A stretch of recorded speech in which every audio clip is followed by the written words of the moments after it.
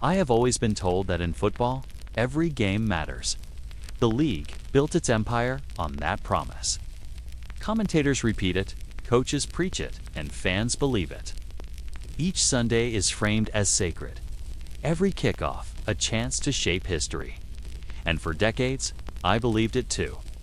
But when I began to peel back the layers of the NFL's past, when I studied the stories the league preferred to forget, I uncovered a haunting truth. Most games do not matter at all. Thousands of contests once promoted as season-defining have vanished into silence. Moments once hailed as turning points collapsed into nothing.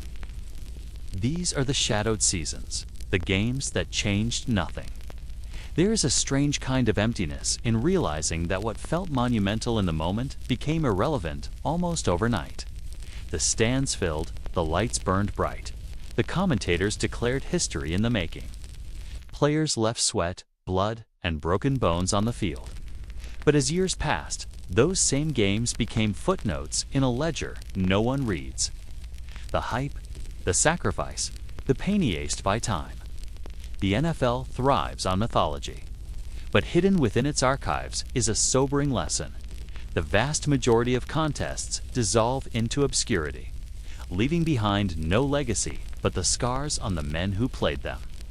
I think back to December of 1978, when the New York Jets faced the Miami Dolphins. Newspapers called it a battle for the future, a duel that would define the trajectory of two franchises. The Jets won that night, and their fans carried hope into the cold New York streets. But what did it change? Nothing. By the following season, both teams slipped back into mediocrity. Their so-called turning point erased as though it had never happened. Players carried the injuries and the exhaustion, but history carried nothing at all. That same illusion repeated itself in 1999, when the Cleveland Browns returned to the NFL after years of exile. Their first home game was more than football, it was a symbol, a city's rebirth, a franchise restored. The stadium pulsed with raw emotion, fans chanting as if redemption itself was about to unfold. Then the game began, and the Browns were crushed 43-0 by the Pittsburgh Steelers. What was supposed to mark the start of a new chapter revealed itself as an illusion. The Browns spiraled into another era of failure, their long-awaited return reduced to a cruel joke. That night was remembered for weeks, maybe months, but in the sweep of history, it meant nothing. A game that changed nothing. The mythology of football insists that games matter because they forge legacies. Yet when you study the record books, legacies are rare and erasure is constant. Take the 2011 season of Tim Tebow, 4 months. The nation watched as Tebow led improbable wins with a style as unconventional as it was polarizing. Each week was framed as destiny. Commentators called his victories miraculous. His overtime playoff win against Pittsburgh still echoes in memory. But what of the games that built up to it? Week after week, contests were treated as turning points, as the foundation of something eternal. Yet within a year, Tebow was gone. The Broncos had moved on to Peyton Manning, and the entire saga became an anomaly. A frenzy of hype, a season of sacrifice, erased as quickly as it appeared. When I study these forgotten contests, I cannot help but think of the human cost. Behind every so-called meaningless game are players who gave pieces of themselves. A linebacker shredding a knee ligament in a December matchup that ultimately led nowhere. A running back absorbing hits that shortened his career in a game that no one remembers. Families waiting at home, watching their loved ones limp through the door, only to realize that history would discard their pain. The NFL moves on. The broadcasters move on. But the scars remain. The Detroit Lions of 2001 remind me of this silence. Week after week, their games were framed as moments of pride. Battles for progress, contests that would lay a foundation for the future. The players spoke of dignity, the coaches of resilience, the commentators of determination. But the losses piled up. By the end, the Lions stood at 2-14. those games meant nothing in the broader story of the league. Yet the punishment absorbed by those players, the humiliation endured by those fans, was real. The history books may not remember, but bodies remember, hearts remember. And that is the shadow of the NFL's mythology. For every Ice Bowl, for every immaculate reception, there are thousands of contests that never mattered. Thousands of games sold as destiny, discarded as nothing. The cycle is relentless. One week's so-called season-defining showdown becomes the next week's forgotten highlight. The hype machine spins, fans buy in, players sacrifice, and the story collapses into silence. The league depends on this cycle because it depends on the illusion that every game is history in the making. In reality, most are not. This is not just about statistics. It is about meaning. It is about the fragile line between what we remember and what we discard. It is about why fans continue to believe that every Sunday will change everything, and why players continue to risk everything. Even when the record shows that most of their sacrifices vanish into the shadows. As I peel back these seasons, I find myself haunted not by the celebrated triumphs, but by the forgotten contests. The quarterback who threw his last pass in a game no one recalls. The lineman who left the field for the final time and a loss erased from memory. The families who believed in promises of a brighter future, only to see those promises dissolve. These stories reveal a darker truth about professional football. The mythology of meaning collides again and again with the indifference of history. The shadowed seasons of the NFL are not defined by championships or legacies. They are defined by the countless games abandoned by memory, the sacrifices stripped of meaning, the hype that dissolved into emptiness. These are the games that changed nothing. When I began this journey into the NFL's forgotten past, I expected to find triumphs, legacies, and the familiar highlights that replay endlessly on screens. What I did not expect was silence. Silence in the archives where hype once roared. Silence in the record books where grand narratives had been promised. Silence where history should have remembered. The league's mythology told me that every game mattered, but history told me that most did not. And that contradiction became the center of this story, the hidden truth of the NFL's shadowed seasons, and the haunting reality of games that changed nothing. Football in America is not just sport. It is ritual, culture, and commerce woven into one. From September to February, millions of lives orbit around its rhythms. Sundays are cleared, traditions are built, and entire cities pause for kickoff. The NFL has mastered the art of making each week feel monumental. It thrives on the illusion that the next snap, the next game, the next season could change everything. The networks lean into it with breathless promotions, plastering words like epic, seasoned, fining, and historic across the screen. Commentators amplify the illusion with sweeping declarations. And fans, hungry for meaning, absorb it all. Yet when we step back, when we strip away the layers of hype, we see a different truth. Out of the more than 17,000 games played in the NFL's history, only a fraction truly mattered in the long arc of the sport.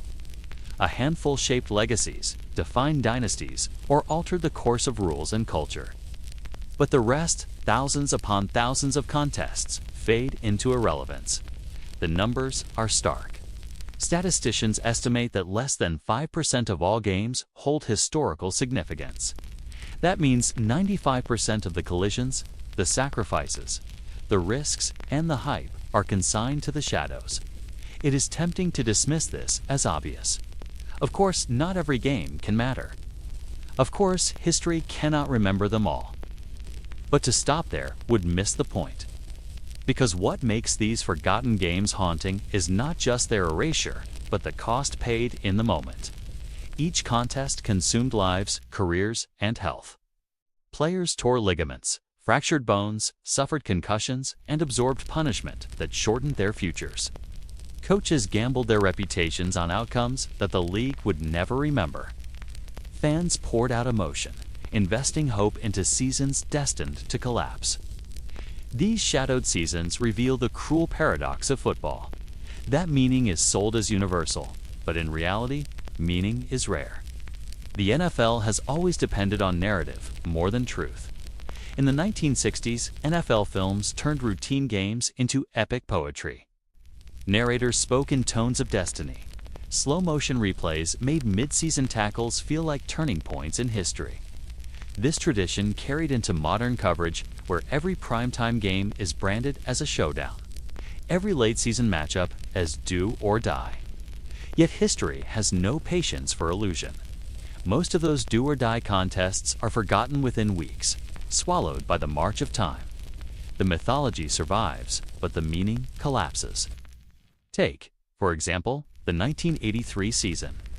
That year, the Los Angeles Raiders won the Super Bowl in dominant fashion.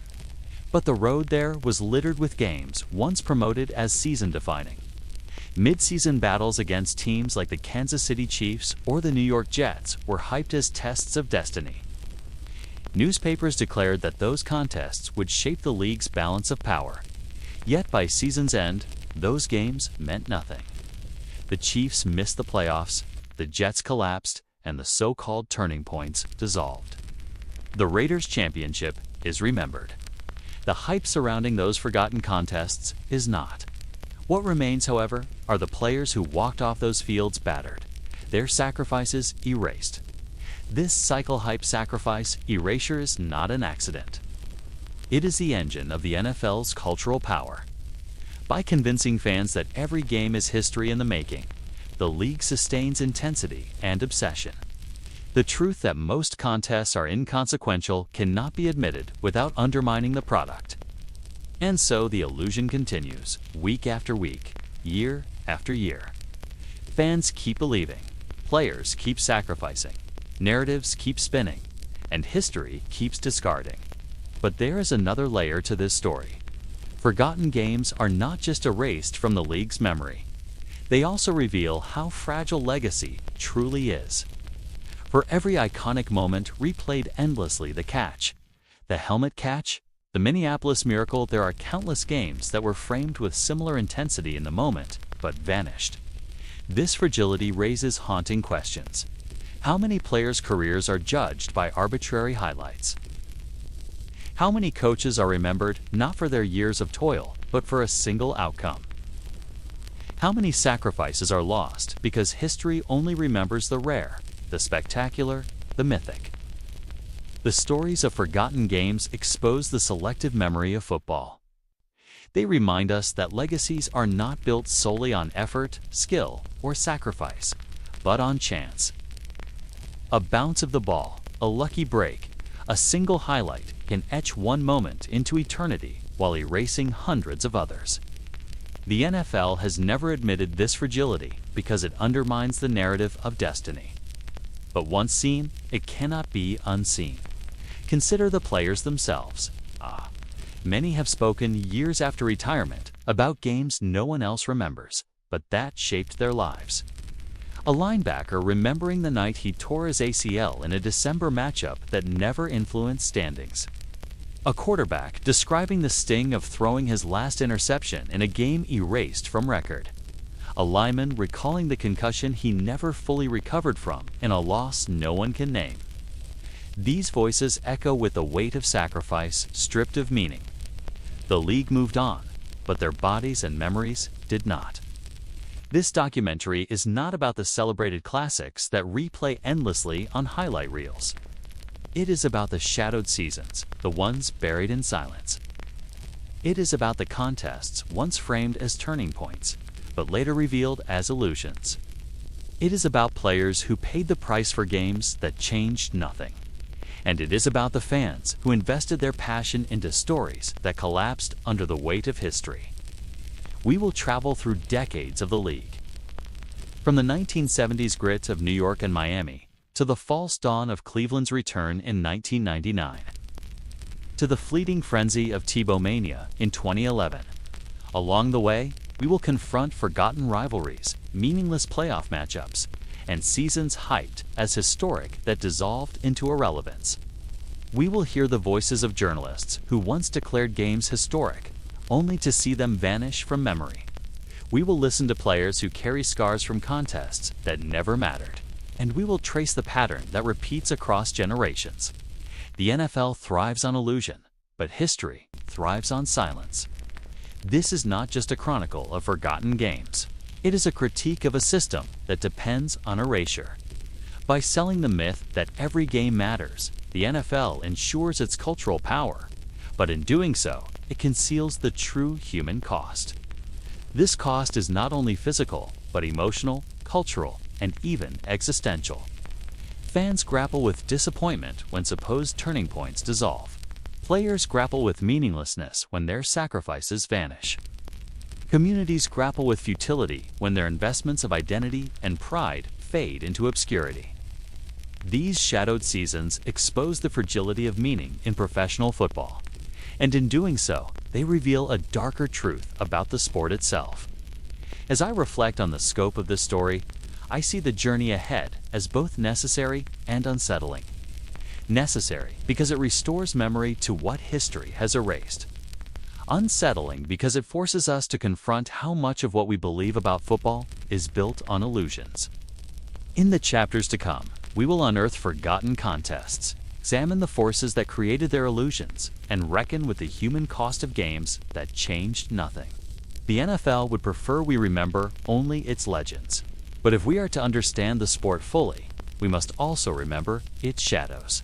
Because in those shadows lie the truest stories of sacrifice, futility, and silence. I still remember the headlines. The game of the century. The clash that will rewrite the league. Those were the words splashed across newspapers, shouted through radio waves, and plastered on television promos. It was the kind of buildup the NFL has mastered. The promise that this game, this moment, would tilt the axis of football forever. Two titans colliding, legacies on the line, every snap destined for history. That was the script. That was the myth. And yet, for all the hype, for all the sweat and bruises, for all the tickets sold and bodies battered, it ended the way so many of these spectacles do, with silence.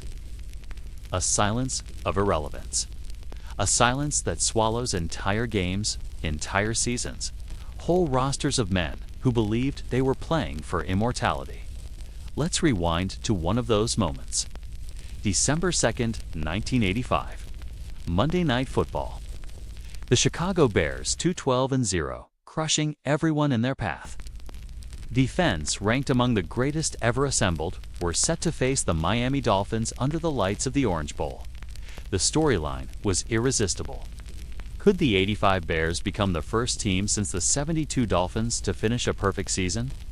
Could they break the stranglehold of Miami's claim to history? It wasn't just a football game. It was pitched as a battle between eras, a torch passing, or perhaps a torch denying, with the whole nation watching. In Chicago, fans spoke of destiny. In Miami, fans spoke of preservation.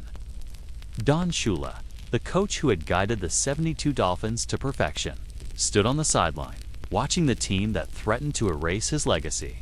Don Marino, young and electric, squared off against Buddy Ryan's legendary 46 defense. Mike Ditka, fiery and unrelenting, prepared his Bears for what felt like a coronation. The cameras zoomed in on Walter Payton, the symbol of Chicago football. The man who had endured a decade of mediocrity, only to find himself now surrounded by greatness. It looked like his night, their night. And yet, in the NFL, nights like that often end differently than the mythmakers predict. The game began, and Miami punched first. Marino threw lasers through the humid air, dissecting a defense that had seemed untouchable for 3 months. The Bears were rocked back on their heels. Chicago had built its dominance on intimidation, on suffocating pressure, on breaking quarterbacks before they could breathe. But Marino did not break. He thrived. By halftime, the score was 31-10. The perfect season lay in ruins before the second half even began. Chicago fought back. Of course, they always did. But this was not their night. The Dolphins won, 38-24. And the NFL had its storyline. The 72 Dolphins were safe. The 85 Bears were mortal, and history would not be rewritten. That night was supposed to change everything. Instead, it changed nothing. The Bears still rolled to a Super Bowl victory, crushing the New England Patriots in one of the most lopsided championship games ever played. Their defense remains iconic, their legacy secure. Marino, despite his brilliance that night, never won another chance at glory on that scale.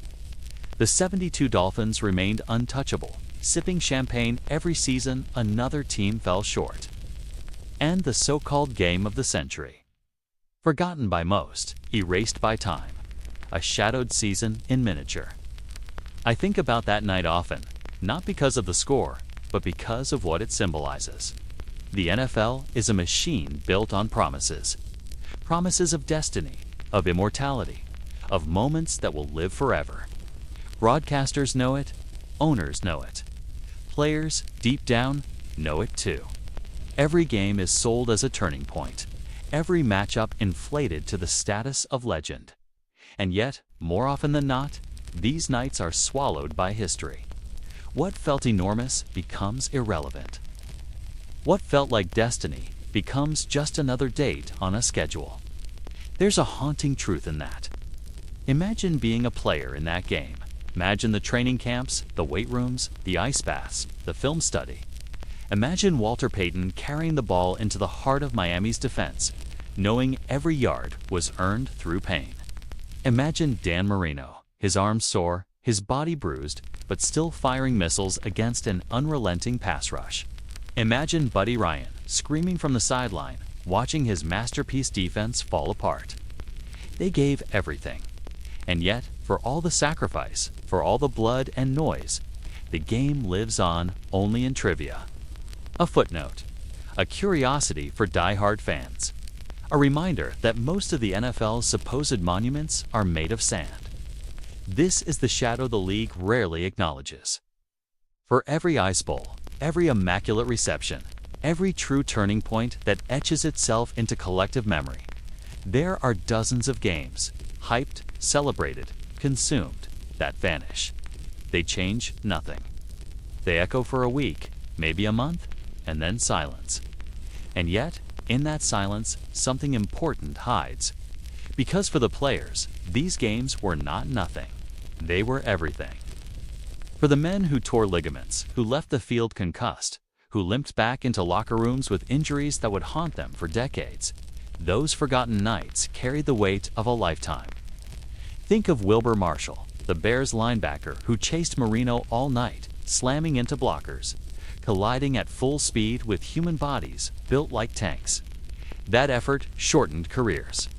Think of linemen like Jay Hilgenberg, whose knuckles cracked against helmets, whose shoulders absorbed the shock of hundreds of pounds colliding on every snap. Those men felt the price. But when history closes the book, their sacrifice disappears into shadows. That is the paradox of the NFL. Games that mean everything to the players can mean nothing to history. The scoreboard fades. The legacies are untouched. The league moves on, its machine hungering for the next storyline, the next game of the century, the next promise of immortality.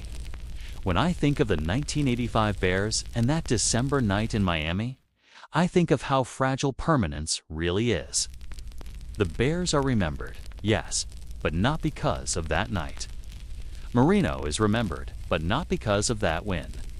History chose different snapshots, different headlines. The rest fell away.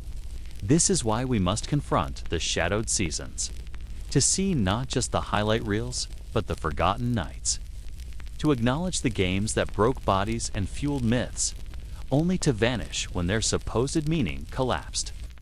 Because this isn't just about one night in Miami, it's about dozens of nights, dozens of teams, dozens of false promises. Games where players left pieces of themselves on the field, convinced they were part of history, only to find history had no place for them.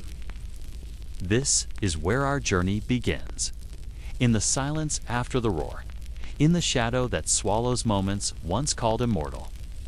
The NFL's greatest illusion is not the trick play, not the sleight of hand of a quarterback, not the fake punt that fools a defense. The league's greatest illusion is the belief that every game matters.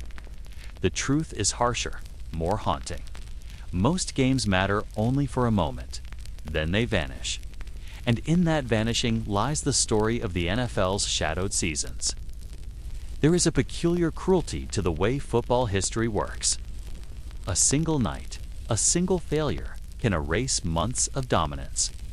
Entire seasons, filled with triumphs and sacrifices, can collapse into silence because of one game. And few teams embody that truth more painfully than the 1999 Jacksonville Jaguars. I remember the buzz that year. Jacksonville was still a young franchise, born in the NFL's expansion of the mid-1990s. But by their fifth season, they were no longer wide-eyed newcomers. Under coach Tom Coughlin, the Jaguars were disciplined, balanced, and ruthless. They had Mark Brunell, a quarterback with poise and precision. They had Fred Taylor, a running back with speed and vision. They had Jimmy Smith, a wide receiver whose hands seemed touched by glue. Their defense was stout, opportunistic, and hungry. Week after week, the Jaguars dismantled opponents. By the end of the regular season, their record stood at 14-2. No other team in the league could match that mark. They were efficient, explosive, and, to many observers, inevitable. The AFC seemed theirs for the taking. This was supposed to be their season, a season that would etch the Jaguars' name into the permanent fabric of the NFL. But destiny in football is never secure, because in both of their regular season losses, the Jaguars had fallen to one opponent, the Tennessee Titans.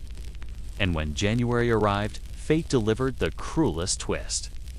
In the playoffs, Jacksonville rolled past Miami, delivering a 62-7 humiliation so severe that it effectively ended Dan Marino's career and pushed legendary coach Jimmy Johnson into retirement. It looked like an exclamation point, a coronation. The Jaguars were heading to the AFC Championship game. The Super Bowl seemed inevitable. But waiting for them, as if scripted by some dark hand, were the Titans. The game was set in Jacksonville, a home crowd ready to witness history. Early on, it seemed the Jaguars might finally break through the wall. They took a halftime lead, 14-10, and the stadium shook with anticipation. 40 more minutes of football, and the Super Bowl would belong to them. But then the collapse came, slowly at first, then all at once. The Titans controlled the line of scrimmage. Steve McNair, tough and unyielding, made the plays when he needed to. Eddie George pounded through Jacksonville's defense. Mistakes multiplied for the Jaguars. By the end, the scoreboard told a brutal truth. Tennessee, 33. Jacksonville, 14. The Jaguars had been swept. 3 losses, all to the Titans, and nothing else. The season was over. The best record in the league, gone. The dream, gone. The notion that Jacksonville had built a dynasty, gone. What makes that night so haunting is not simply the loss. It is what followed. The Jaguars never returned to that height. Their roster aged. Injuries mounted. Opportunities slipped away.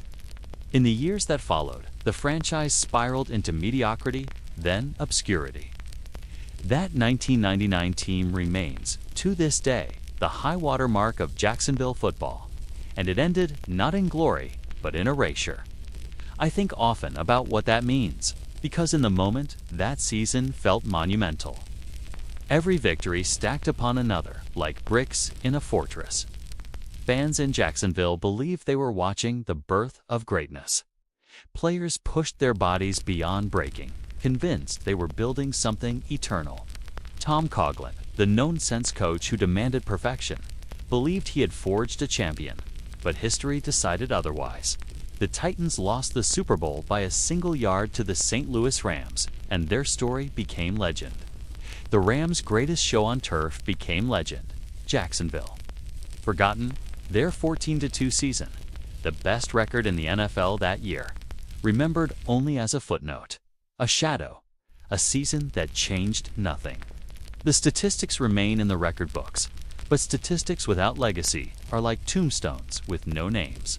The games fade. The meaning dissolves. What remains is the silence. The cruel reminder that dominance does not guarantee immortality. Think of Fred Taylor.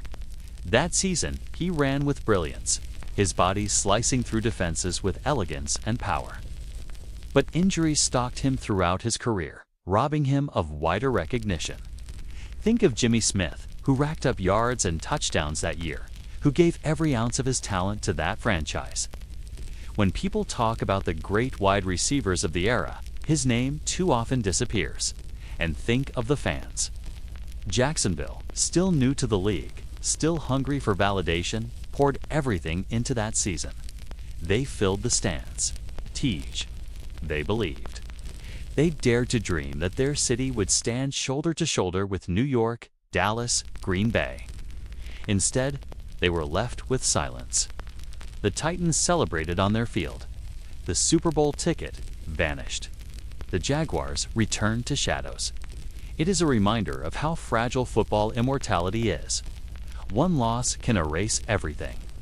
One collapse can dissolve years of effort. And when the NFL machine turns its attention to the next storyline, the next dynasty, the next team of destiny, what remains of the fallen is only dust. This is the cruelty of shadowed seasons. They are not just forgotten, they are erased.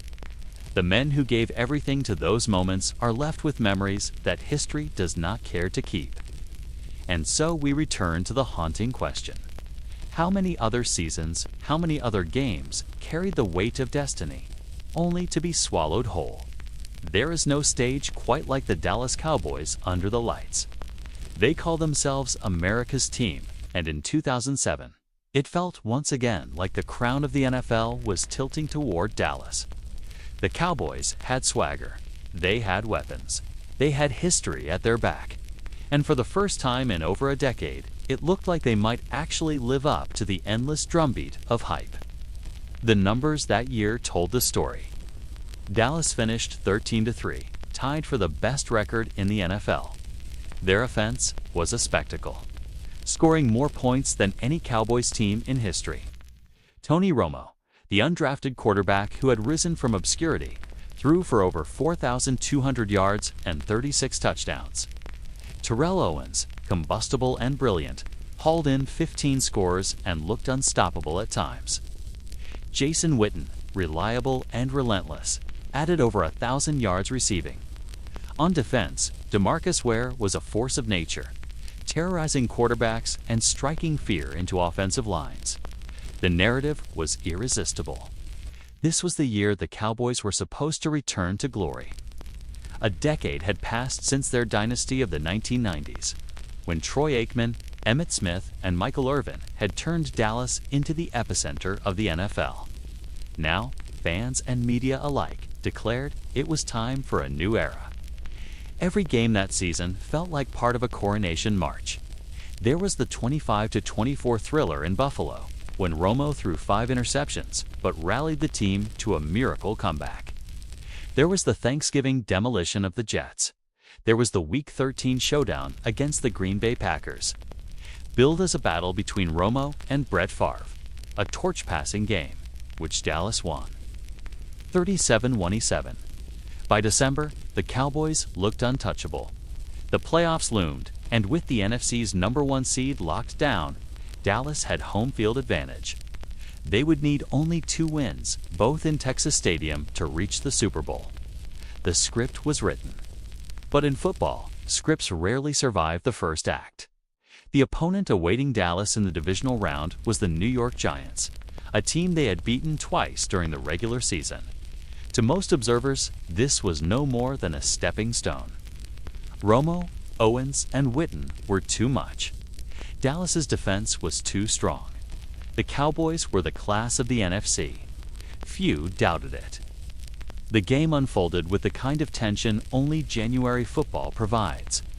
Dallas controlled the ball, grinding out long drives. Marion Barber pounded through the Giants' defense, rushing for over 100 yards. The Cowboys built a 14-7 lead late in the first half. It felt like the momentum was theirs. But then came the cracks. Eli Manning, unheralded and often dismissed, engineered a perfect 2-minute drive before halftime, tying the score at 14-14. The Giants' defense stiffened. Pass rushers swarmed Romo. Opportunities slipped away. As the fourth quarter wound down, Dallas trailed 21-17, but still had a chance. The final drive began with everything on the line. Romo dropped back, scanning for Owens, for Witten, for anyone who could save the season. He marched the Cowboys into Giants territory. Seconds remained. On 4th and 11, Romo took the snap, avoided pressure, and launched a desperate pass toward the end zone. It fell into the arms of Giants cornerback R.W. McQuarters. Interception, game over. Season over. The Giants celebrated on the Cowboys field. Dallas fans stood in stunned silence. And just like that, what was supposed to be a season of destiny became a season of nothing. The aftermath was brutal. Terrell Owens, tears in his eyes, defended his quarterback in a press conference that would become infamous. "That's my quarterback," he said, voice breaking. It was raw, emotional, and unforgettable. But it was also a symbol of collapse. The collapse of a team, a season, a dream. The Giants went on to shock the world, upsetting the previously undefeated New England Patriots in the Super Bowl, creating one of the most iconic moments in NFL history. And Dallas. Dallas was erased from that story. Their 13-3 season reduced to a footnote. I think often about the players in that locker room. Romo sitting at his stall, his jersey still clinging with sweat, knowing he had carried the burden of a franchise and fallen short. Owens, his reputation forever tied to drama, trying to show vulnerability in defense of his teammate. DeMarcus Ware, whose brilliance that season would never be fully remembered because of the failure to reach the Super Bowl. They gave everything, but history had no place for them. Their dominance dissolved into the shadows because they lost the wrong game at the wrong time. This is the NFL's paradox. Success is fleeting, measured not in months but in single nights. A season of triumph can vanish with one bad throw, one interception, one collapse. And when it does, the legacy does not linger. It disappears. Dallas would not recover quickly. The years that followed were filled with disappointment, false dawns, and wasted potential. Tony Romo, one of the most talented quarterbacks of his era, would never reach a Super Bowl. Terrell Owens left the team in controversy. Tom Coughlin and the Giants would become legends, while Dallas's season slipped into silence. This is what shadowed seasons mean. They are not failures of effort. They are not seasons without brilliance. They are seasons that history simply refuses to keep. The 2007 Cowboys played at a level worthy of champions. But because of one January night, they became forgotten. And so the question lingers. How many more teams, how many more players have lived through that same silence? How many believed they were building something eternal, only to discover that history had no room for them? There are certain seasons that feel ordained, seasons where everything aligns. Talent, momentum, chemistry, and the sense of destiny becomes overwhelming. The 1998 Minnesota Vikings lived one of those seasons. And yet, when history closed its book, they were left with nothing but shadows. The story begins with a rookie, Randy Moss, a wiry, blazing wide receiver out of Marshall University who had slipped down the draft board because of character concerns. Overlooked by team after team, the Vikings took him with the 21st pick, and in doing so, they unleashed a force that would redefine the position.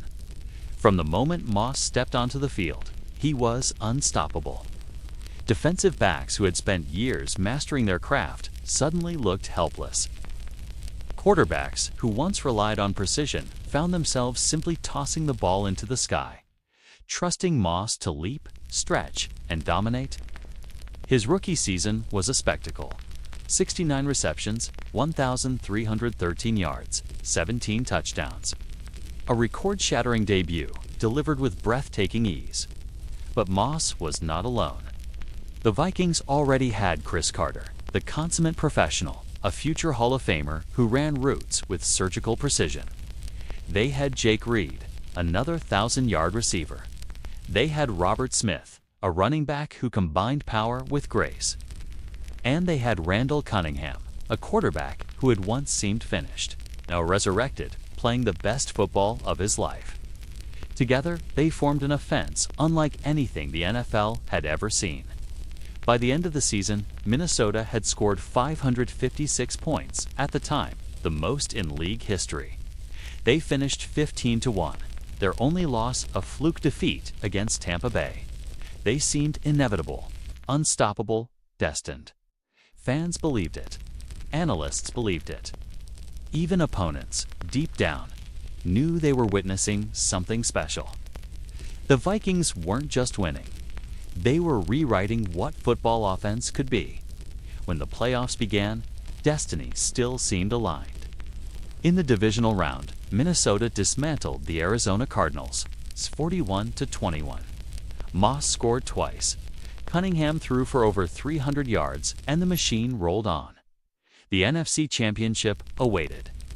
Their opponent was the Atlanta Falcons, a tough, resilient team, but one no one expected to win. The Vikings were heavy favorites, Las Vegas. The media, even neutral fans, assumed the Super Bowl was already Minnesota's. The script seemed set, and for much of the game, it looked that way. The Vikings built a 22-7 lead. The Metrodome roared with anticipation. Every touchdown felt like another step toward destiny. Cunningham, poised and efficient, found Carter and Moss with precision. Robert Smith churned out yards. The defense held strong. But the Falcons never broke. Chris Chandler, their veteran quarterback, kept fighting. Jamal Anderson, their bruising running back, refused to quit. Slowly, the game tightened. Mistakes crept in. Minnesota's dominance began to waver. Still, late in the fourth quarter, the Vikings led 27-20. All they needed was one more play, one more stop, one more moment of brilliance. They lined up for a 38-yard field goal attempt. Their kicker, Gary Anderson, had been perfect all season. Literally perfect. He had not missed a single field goal or extra point. The NFL had never seen a kicking season like his. This was the moment to seal destiny.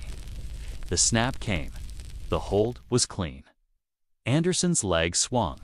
The ball lifted into the air and sailed wide left. For the first time all year, he missed. The Falcons seized the opening. They drove the field, scored the tying touchdown, and forced overtime. In the extra period, they struck again. Morton Anderson, their veteran kicker, nailed the game-winning field goal. Falcons 30, Vikings 27. In an instant, destiny was gone. The silence in the Metrodome that night was unlike anything I've ever felt. A team that had dominated the entire NFL for 4 months stood stunned, broken. Their season dissolved. Cunningham, who had revived his career in magical fashion, sat in disbelief. Moss, who had shattered records and electrified millions, stood on the sideline staring into nothing. Cris Carter, who had waited his entire career for this moment, collapsed in tears. The Falcons advanced to the Super Bowl. The Vikings went home. And just like that, the greatest offensive season in NFL history up to that point became irrelevant. Forgotten, a shadowed season. I think about Gary Anderson often. A kicker who had delivered perfection for 16 weeks, who had been flawless, reduced in memory to one miss, one moment. It is cruel, but it is the nature of football. The story is not the 556 points, the 15-1 record, the brilliance of Moss and Carter. The story is the miss, the failure, the silence. The legacy of the 1998 Vikings is not greatness, but absence. Not destiny, but shadows. It is a reminder of the fragility of football immortality. A team can dominate, innovate, captivate millions, and yet, if they stumble at the wrong time, they vanish from history's permanent pages. Minnesota has never truly escaped that shadow. In the years since, they've had moments of brilliance, but none have erased the sting of 1998. Fans still whisper about it, still ache from it. For them, that season is a wound that never heals. For the league, it is a curiosity, a what if, a season that changed nothing. That is the haunting truth of the NFL's shadowed seasons. The game sells us destiny, but destiny is fragile, and when it shatters, all that remains is silence. I remember the way that season felt. It was loud, unapologetic, and impossible to ignore. The 2015 Carolina Panthers didn't simply win football games. They strutted through them, grinning, dancing, and dabbing their way to a 15-1 record. They were electric. They were cultural. They were new. For a league built on decades of stoic quarterbacks and conservative offenses, this team was disruptive in every sense. Cam Newton, the former Heisman winner and #1 pick, played football that year as though he had been waiting his entire life for the spotlight. He accounted for 45 total touchdowns, became the league's most valuable player, and turned every first down into theater. A simple chain-moving play became an act of performance art, a Superman celebration, dab, a smile toward a disbelieving defender. And the thing was, he earned it. That team was winning and winning convincingly. 15 wins, 1 loss. That was the tally when the regular season ended. The Panthers weren't just good, they were dominant. The kind of team that made you wonder if you were watching a dynasty in its first breath. And yet, as the years pass, how often do we talk about that team? How often does the 2015 Panther season appear in the highlight reels of NFL history? The answer is rarely, if at all. For all its flash, all its promise, all its dominance. It ended the way so many next big things in football end, with silence. That's the cruel paradox of the NFL. A season can feel immortal in the moment, but one brutal loss can reduce it to little more than a footnote. The 2015 Panthers are a reminder that even near perfection can fade into irrelevance. They began that year without the benefit of expectation. Kelvin Benjamin, their top wide receiver, had torn his ACL in training camp. But what unfolded was the opposite. The defense, led by Luke Kuechly, Thomas Davis, and Josh Norman, was relentless. The offense, powered by Newton's dual-threat brilliance and Jonathan Stewart's steady running, defied logic. There was an inevitability to their games. They won close ones, like the wild 38-35 shootout against the Giants. When Norman and Odell Beckham Jr. waged a battle so intense it overshadowed the score itself. They won blowouts, dismantling teams before the fourth quarter even began. And they kept stacking victories until 14-0 felt less like a surprise and more like destiny. Fans bought in. Keep pounding wasn't just a slogan. It became a rallying cry. Stadiums shook with belief that this wasn't just a good team, but a special one. Cam Newton's jersey became one of the league's best sellers. Kids imitated his dab. For a brief moment, the Panthers weren't simply Carolina's team. They were America's show. But destiny, as football teaches over and over again, doesn't care about narratives. The NFC Championship that year seemed like confirmation of greatness. Facing the Arizona Cardinals, another team that had stormed through the season, Carolina dismantled them. Newton threw for 335 yards, ran for 47 more, and accounted for 4 touchdowns. The defense forced 7 turnovers. The final score was 49-15, a demolition that left little doubt. The Panthers were not just going to the Super Bowl. They were marching there with the aura of inevitability. Super Bowl 50 in Santa Clara was supposed to be the coronation. The young MVP, the new face of the league, ready to take his crown. The opponent was Peyton Manning, the legendary quarterback playing what would be the last game of his career. In every sense, it was framed as a passing of the torch. Newton's prime beginning, Manning's career ending. It felt scripted for a symbolic handoff. But games aren't played on paper, okay? And history doesn't bend to stories. From the first quarter, the Denver Broncos defense dictated terms. Von Miller, DeMarcus Ware, and that ferocious front seven overwhelmed Carolina's offensive line. Newton, who had looked unstoppable all season, was sacked 6 times, hit countless more, and forced into 2 turnovers that changed the game. The most iconic moment, or perhaps the most infamous, came late in the fourth quarter. Newton dropped back, was stripped by Von Miller, and the ball bounced free on the turf. For a heartbeat, the MVP quarterback hesitated, appearing to pull back from diving into the scrum. Denver recovered. The image went viral. Fair or not, it defined him in that moment. The quarterback who didn't dive on the fumble. Denver won 24-10. Peyton Manning walked off into retirement as a champion. Cam Newton walked off as a question mark. And just like that, the 2015 Panthers went from one of the most dominant single-season teams of the modern era to one of the most forgotten. It's not fair, but it's the truth. In the NFL, history remembers champions. Runners-up are trivia. Newton never reached that height again. The following seasons brought injuries, inconsistency, and criticism.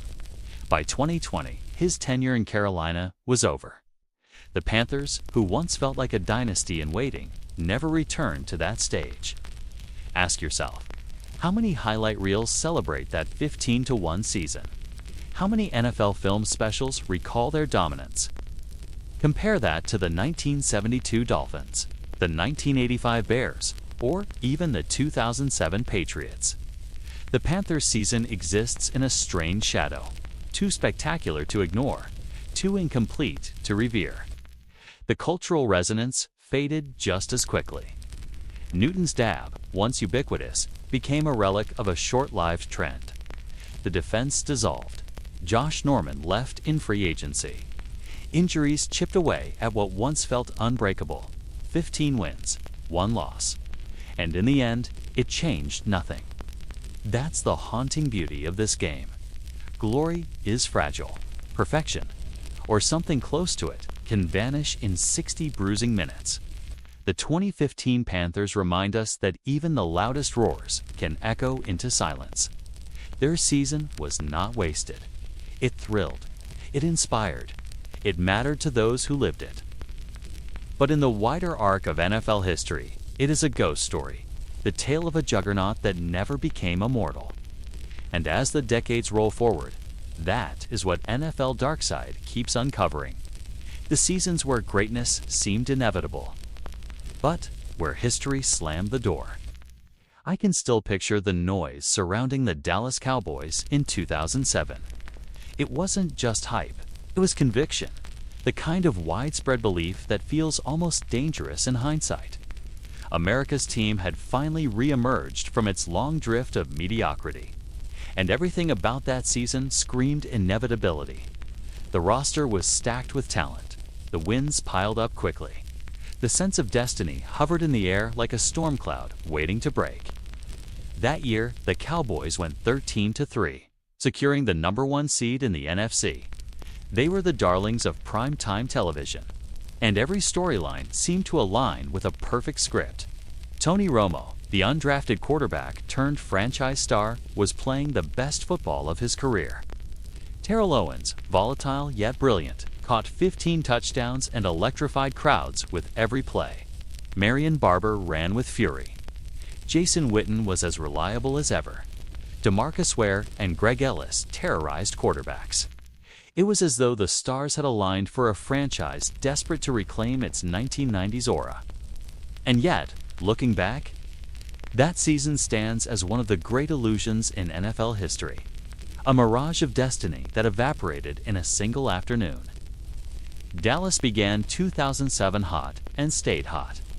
They rolled over the Giants in Week 1, dropped 45 points on the Bears in Week 3, and ripped off 6 straight wins to open the season. The combination of Romo's improvisational brilliance and Owens' explosive playmaking gave Dallas an offense that felt unstoppable.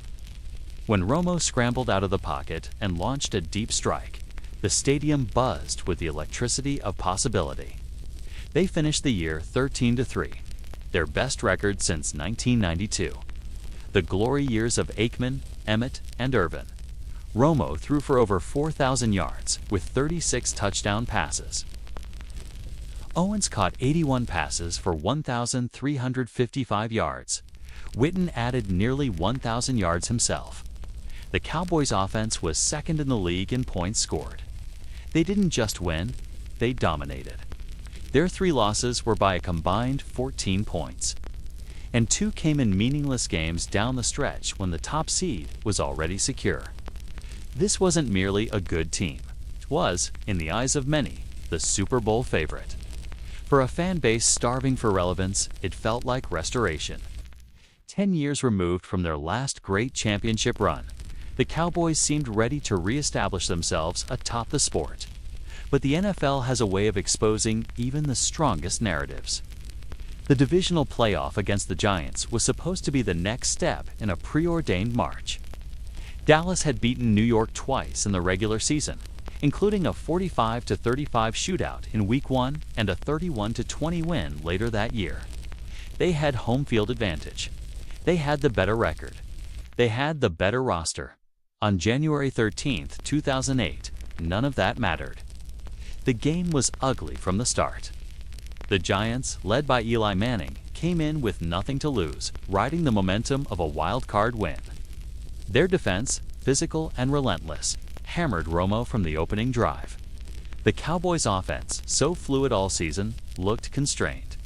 Owens played through an ankle injury, and though he caught a touchdown, his explosiveness was clearly diminished. Still, Dallas fought. The score was tied 14-14 at halftime. In the second half, though, the Cowboys' crisp machine stalled.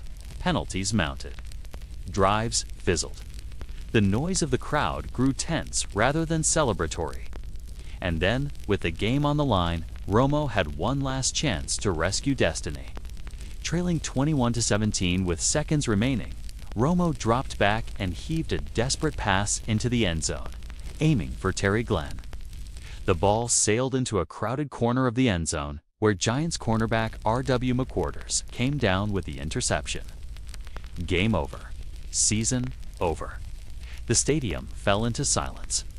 The Giants celebrated. And for Dallas, all that brilliance, all that dominance, dissolved instantly into nothing. The sting of that loss wasn't just about the game itself, it was about what came after. The Giants rode that upset all the way to Super Bowl 42, where they pulled off one of the greatest shocks in sports history by toppling the undefeated New England Patriots. The Cowboys, by contrast, were left with an enduring question. What if? What if they had finished the job against the Giants? What if Romo had pulled out one more magic trick? Would Dallas have gone on to claim its 6th Lombardi trophy? Or would they too have been swallowed by the Patriots' juggernaut? Those questions don't have answers, and that is precisely why the season remains so haunting. The Cowboys of 2007 had every marker of a team built for greatness. But instead of defining an era, they became a cautionary tale about the fragility of success. It didn't help that the loss coincided with off-field narratives that magnified the disappointment. In the week leading up to the playoff game, Romo had taken a trip to Mexico with Jessica Simpson, a tabloid story that mushroomed into a controversy. When Dallas lost, critics were quick to blame distractions, unfairly or not. Owens, standing at the post-game podium with tears in his eyes, delivered one of the most unforgettable quotes of his career. "That's my teammate. That's my quarterback." It was raw, emotional, and defensive, but it also underscored just how fragile the team's psyche had been. In the years that followed, Dallas never quite reached that peak again with that group. Wade Phillips remained coach until 2010, when the bottom fell out. Romo endured seasons of brilliance undermined by injuries or late-game heartbreak. Owens left the team in 2009 after his relationship with the organization soured. The 2007 Cowboys, once positioned as heirs to the franchise's glorious tradition, became a ghost, a mirage of destiny that evaporated almost as quickly as it appeared. Looking back now, that 13-3 season feels like an alternate history, a parallel timeline where greatness seemed inevitable but never materialized. Romo retired without a Super Bowl appearance. Owens, despite Hall of Fame numbers, carried a reputation as a disruptive force. Witten became a legend of consistency, but his prime years never brought rings. DeMarcus Ware eventually got his championship, but it came in Denver, not Dallas. The 2007 Cowboys should have been remembered as a juggernaut. Instead, they are remembered as one of the most talented teams never to win a thing. That is the darkness of this game. Success in the regular season, even at its most dazzling, is fragile currency. Without postseason validation, it evaporates. And when it evaporates, it leaves nothing but shadows. The 2007 Cowboys were supposed to change the trajectory of a franchise and revive a dynasty. But like so many before them, they remind us that the NFL writes its history with cold precision. Potential means nothing without execution. Hype means nothing without rings. And in the end, their brilliance changed nothing. Some teams live forever in memory because they won it all. Others live forever because of the way they lost. The 1998 Minnesota Vikings are not remembered for lifting a trophy. They are remembered for the sudden silence, the collective disbelief. It's the single kick that sailed wide and shattered what had felt like destiny. That season was supposed to be different for Minnesota. For decades, the franchise had been defined by near misses and heartbreak. For Super Bowl appearances in the 1970s, all losses followed by years of mediocrity. By the late 1990s, hope had thinned. And then came a draft night miracle, a moment that changed everything. Randy Moss fell to the Vikings with the 21st pick in the 1998 draft. From the moment Moss stepped onto the field, the Vikings became something else entirely. With Moss stretching defenses, Chris Carter working the intermediate routes, and Robert Smith pounding the ground game, the offense exploded. Randall Cunningham, thought to be in the twilight of his career, revived himself behind center, delivering deep throws with effortless precision. And week after week, the scoreboard told the same story. Minnesota wasn't just winning. They were obliterating teams. The numbers remain staggering.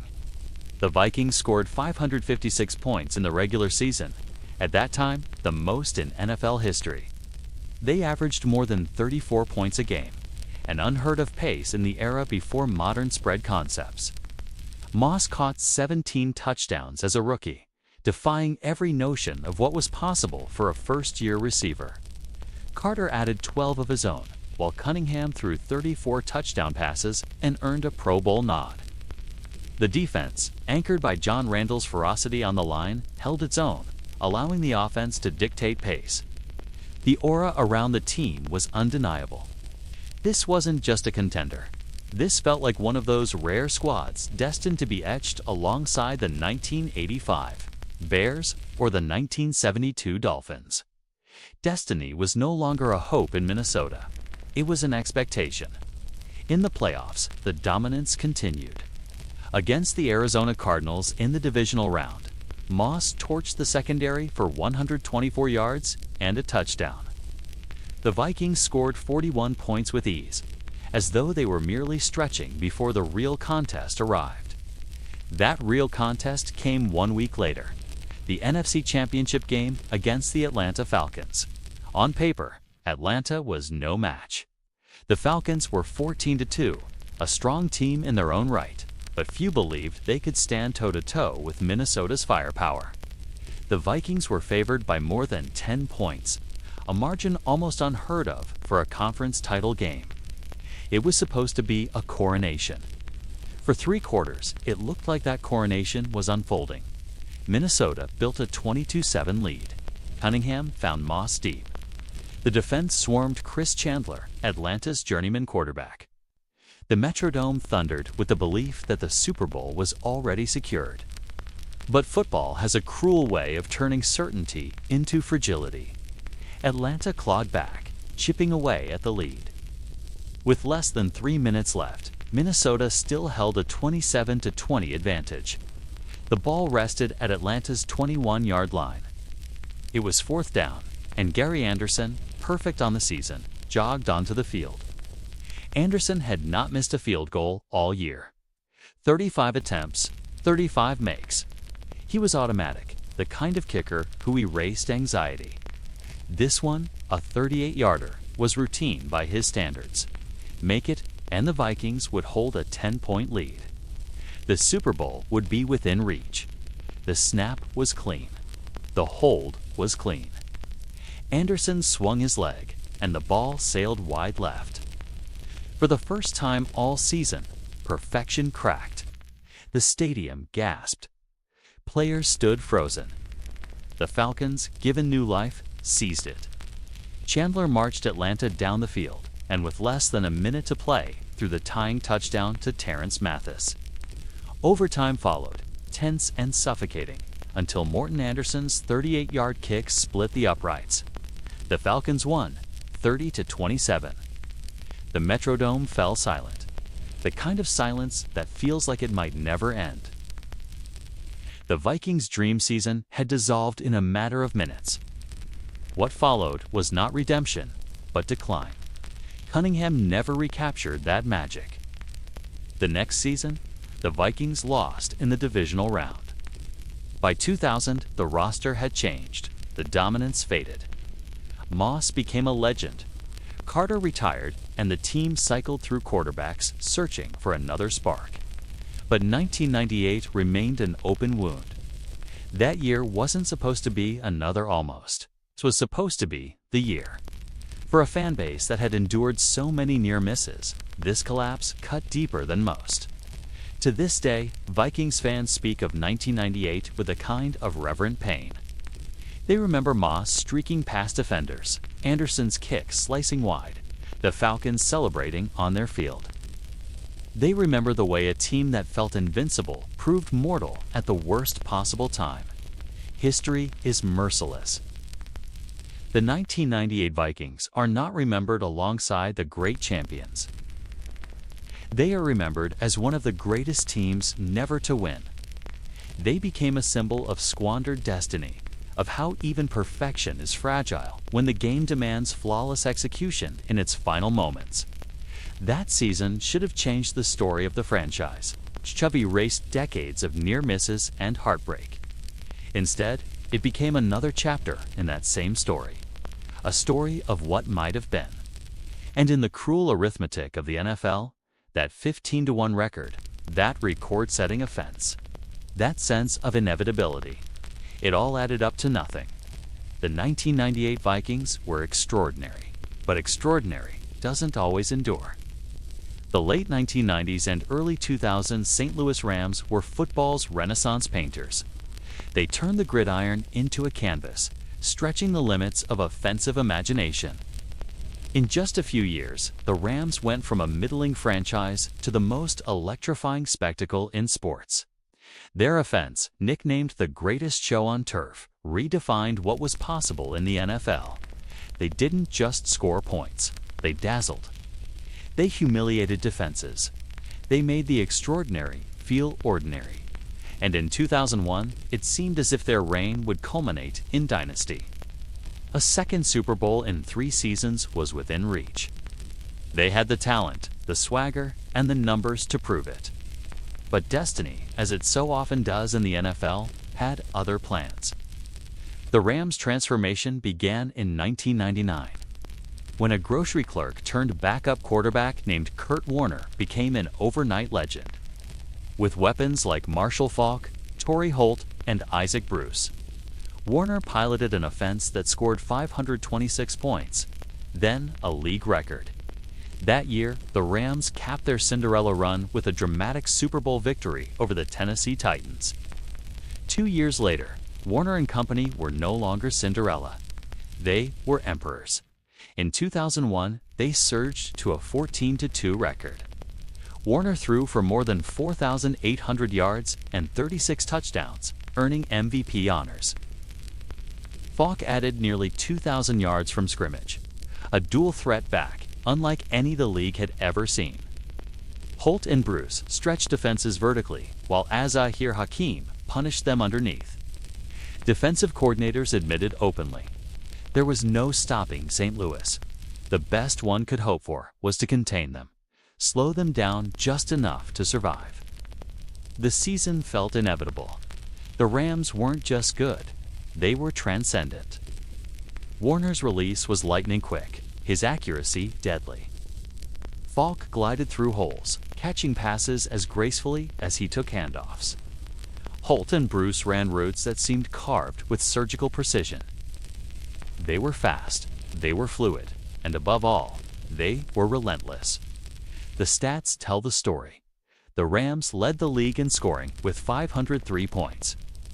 They racked up nearly 7,000 yards of offense. They had 7 Pro Bowlers. They didn't merely beat teams, they obliterated them. When the playoffs arrived, St. Louis swatted aside the Green Bay Packers, then overcame a gritty Philadelphia Eagles team in the NFC Championship. Another Super Bowl beckoned, and most of the football world believed the Rams were destined to repeat their 1999 triumph. But destiny has a way of disguising itself. Their opponent in Super Bowl 36 was the New England Patriots, a team no one had expected to be there. They had gone 5-11 just a year before.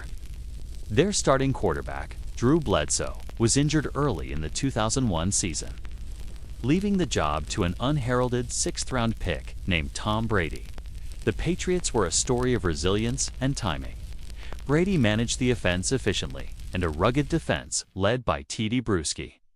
Willie McGinnis and Ty Law gave them an edge. But against the Rams, oddsmakers saw no contest. St. Louis entered the game as 14-point favorites, one of the largest Super Bowl spreads in history. Yet football isn't played on paper. And on February 3, 2002, in the Louisiana Superdome, the Patriots unveiled a strategy that would both stun the Rams and alter the NFL forever. From the opening kickoff, New England delivered punishment. Defensive coordinator Romeo Crennel had his players jam Holt and Bruce at the line, throw Falk off rhythm, and hit Warner relentlessly. The Patriots played with a level of physicality that bordered on brutal, daring the referees to throw flags. For the most part, the flags stayed in the officials' pockets. The Rams, accustomed to gliding through defenses, suddenly found themselves trapped in mud. Routes took longer to develop. Warner, under constant duress, hesitated. Turnovers followed. Ty Law's interception return for a touchdown in the second quarter gave New England a shocking lead. By halftime, the Patriots were up 14-3. The Superdome buzzed with disbelief. The juggernaut was wobbling. To their credit, the Rams fought back. In the fourth quarter, Warner began to settle, finding rhythm with his receivers. Falk churned out key yards. A touchdown drive cut the deficit to 17-10. And with just under 2 minutes left, Warner connected with Ricky Prohl for another score, tying the game at 17. It felt, briefly, like order had been restored. The Rams had weathered the storm. Overtime seemed certain. But the Patriots had one more chapter to write. Brady.com, beyond his years, engineered a final drive. He dinked and dunked down the field, carefully managing the clock, setting up kicker Adam Vinestri.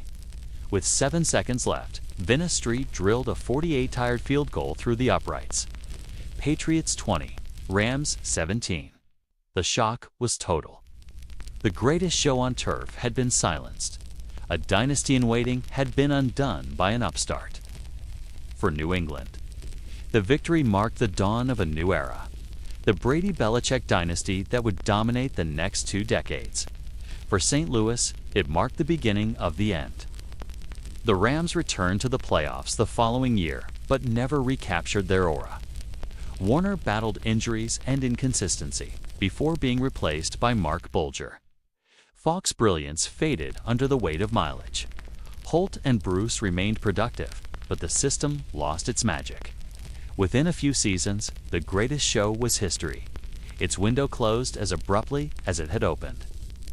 The cruel irony is that the 2001 Rams remain one of the most talented teams ever assembled. Their offense was revolutionary, their record dazzling, their roster stacked with Hall of Fame caliber talent. Yet because of one night, one game, they are remembered not for their brilliance, but for their collapse. When NFL historians talk about shadowed seasons, the 2001 Rams sit near the top of the list. Everything pointed toward triumph. Instead, they became a cautionary tale. No matter how dominant you are, one bad night can define you forever. For New England, that night was the start of immortality. For St. Louis, it was the beginning of obscurity. And the NFL, shaped by both, would never be the same again. The Rams' artistry lit up the league. But in the end, the masterpiece was left unfinished. The Green Bay Packers entered the 2011 season carrying more than just momentum. They carried the weight of destiny. Fresh off a Super Bowl 45 victory, they were young, talented, and unified.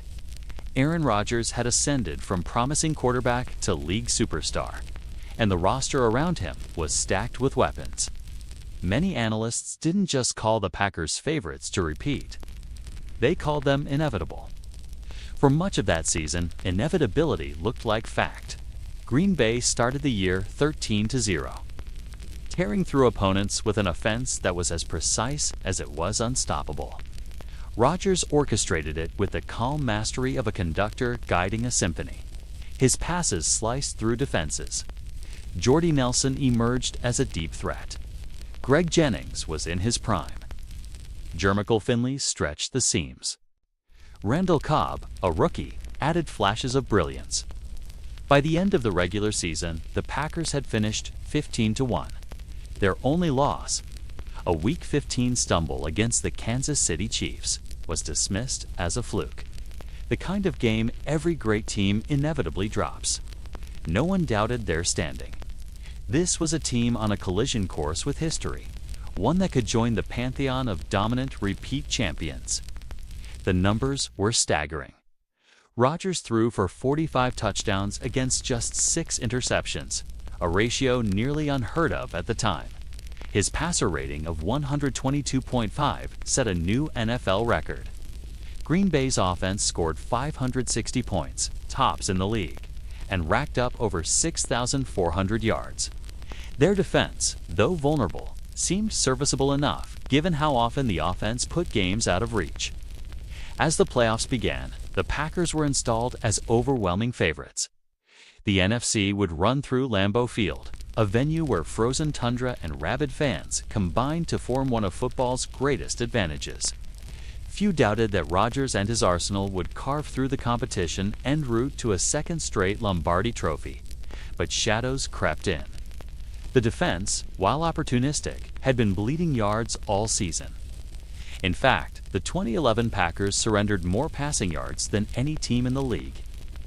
They relied heavily on turnovers, an unsustainable formula once the margin for error shrank in the postseason.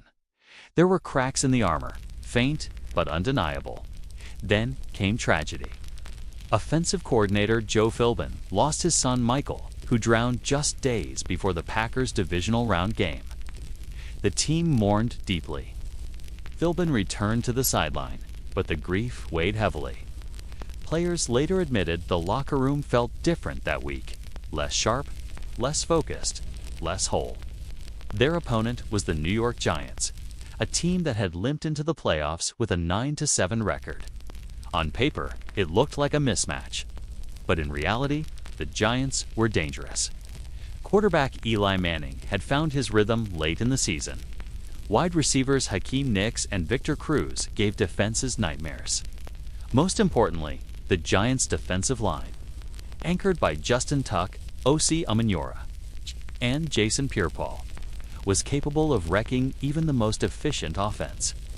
From the opening quarter at Lambeau, it was clear this wasn't going to be the Packers' coronation. Rodgers, who had been surgical all season, looked unsettled. Passes sailed high. Receivers dropped balls they normally caught. The timing, so perfect for 17 weeks, suddenly felt fractured. Meanwhile, Manning attacked Green Bay's porous secondary. Late in the first half, he delivered a dagger, a Hail Mary to Nix that split defenders and gave the Giants a 20-10 halftime lead. The shock rippled through Lambeau. That single play shifted the energy. The Giants believed. The Packers, for the first time all season, looked unsure. Green Bay's miscues mounted. Rodgers fumbled on a sack. Receivers dropped critical third-down passes. Even normally automatic plays unraveled. Jennings, Nelson, and Finley all struggled to establish rhythm. Meanwhile, the Giants' pass rush grew more ferocious. Every time Rodgers dropped back, blue jerseys collapsed around him. By the fourth quarter, the upset was no longer just possible. It was inevitable. Manning threw for 330 yards and 3 touchdowns. Nix torched the secondary for 165 yards and 2 scores. The Giants stunned the Packers 37-20, eliminating the defending champions in their first playoff game. The fallout was brutal. A 15-1 season, one of the greatest regular seasons in NFL history, had ended not with a repeat championship, but with a whimper. Rodgers still won MVP, but the season's legacy became a paradox. Brilliance overshadowed by collapse. For the Giants, it was the spark that carried them all the way to another improbable Super Bowl victory over the Patriots, cementing their identity as the ultimate giant killers. For Green Bay, it was a bitter reminder that dominance in September and October guarantees nothing in January. What made the loss haunting was how easily it could have been different. If 1 or 2 drops had turned into completions, if Rodgers had connected on one more deep strike, if the defense had held firm for one more series, perhaps the Packers' path would have looked like destiny fulfilled. Instead, the loss marked the end of what could have been a dynasty run. Green Bay returned to the playoffs in subsequent seasons, but they never replicated the magic of 2011. Rodgers remained brilliant, but heartbreak after heartbreak followed. The 2014 NFC Championship collapse in Seattle. The 2020 loss to Tampa Bay. The 2021 home defeat against San Francisco. Each added layers to the narrative that the Packers could dominate the regular season but falter when the games mattered most. The 2011 team stood apart, though, because it had everything. Health, momentum, talent, home field advantage. And still, it vanished in the snow at Lambeau. In the end, the 2011 Packers became another entry in the catalog of shadowed seasons. They weren't remembered for Rodgers' record-setting efficiency, or for one of the most dominant offenses in NFL history. They were remembered for what they didn't do: finish. The NFL is merciless in that way. It doesn't preserve your near perfection.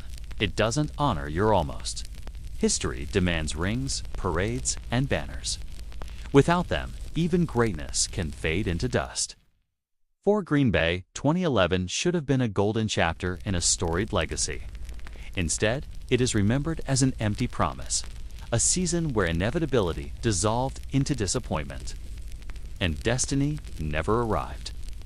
Some teams are remembered not for what they won, but for what they lost. The 1998 Minnesota Vikings belong to that category.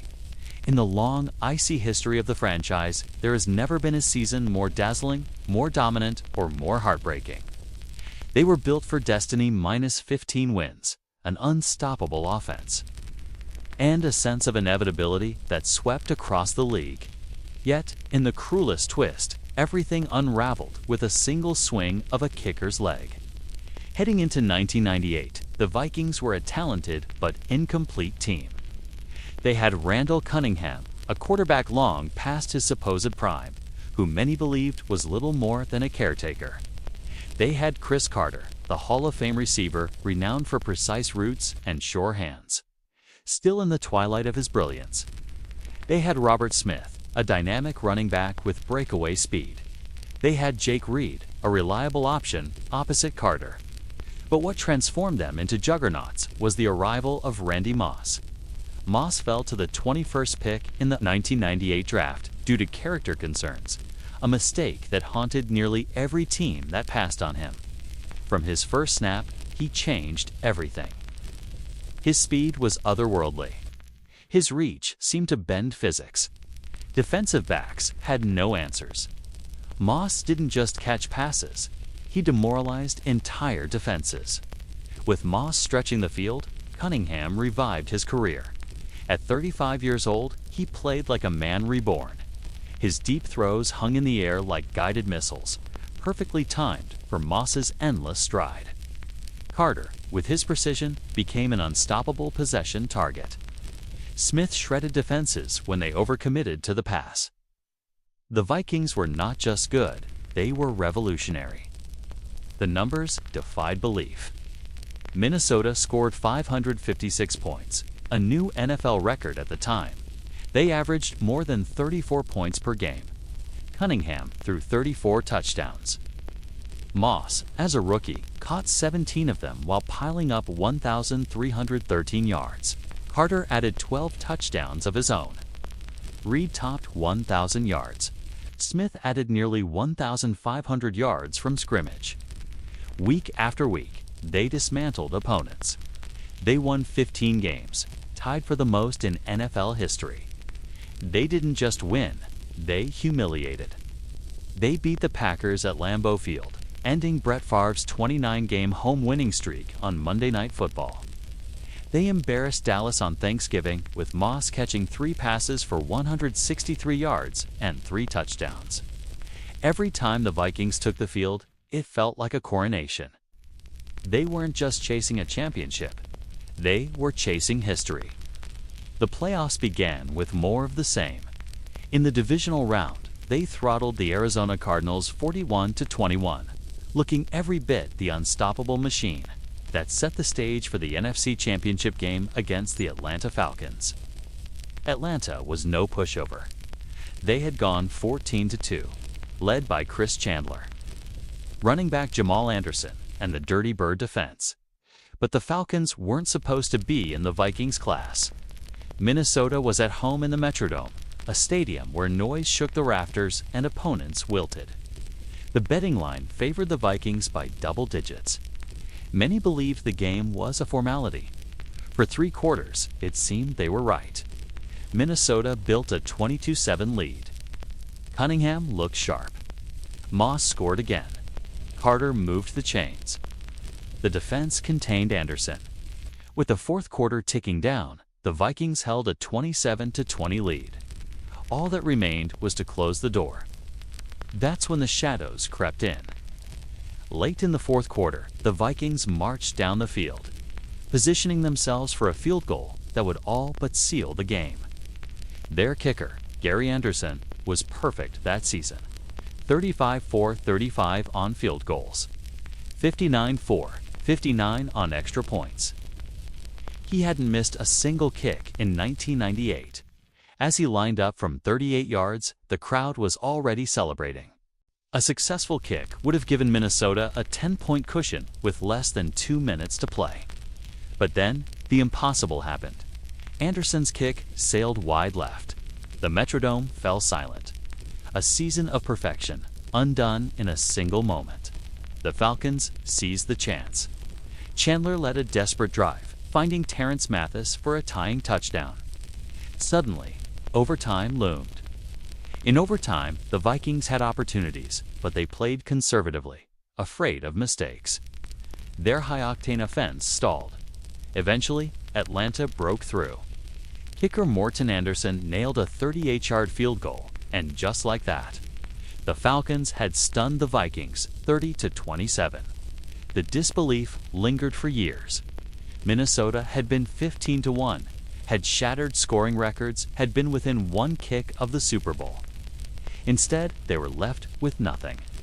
The Falcons, celebrated as underdogs, would go on to lose to the Denver Broncos in the Super Bowl. The Vikings, despite their brilliance, vanished into the shadows of history.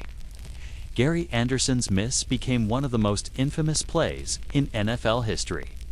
It was not only his first miss of the year, it was the only miss. One kick defined a season, a franchise, and perhaps even an era. For the Vikings, the heartbreak was compounded by what followed. In 2000, they reached another NFC Championship game, only to be humiliated 41-0 by the Giants. Moss would go on to have a Hall of Fame career, but he never won a Super Bowl in Minnesota. Carter retired without a ring. Cunningham faded quickly, replaced by Dante Culpepper. The chance for a dynasty had passed. The 1998 Vikings remain, to this day, one of the greatest teams never to win a championship. Analysts still call them the most explosive offense the league had ever seen to that point.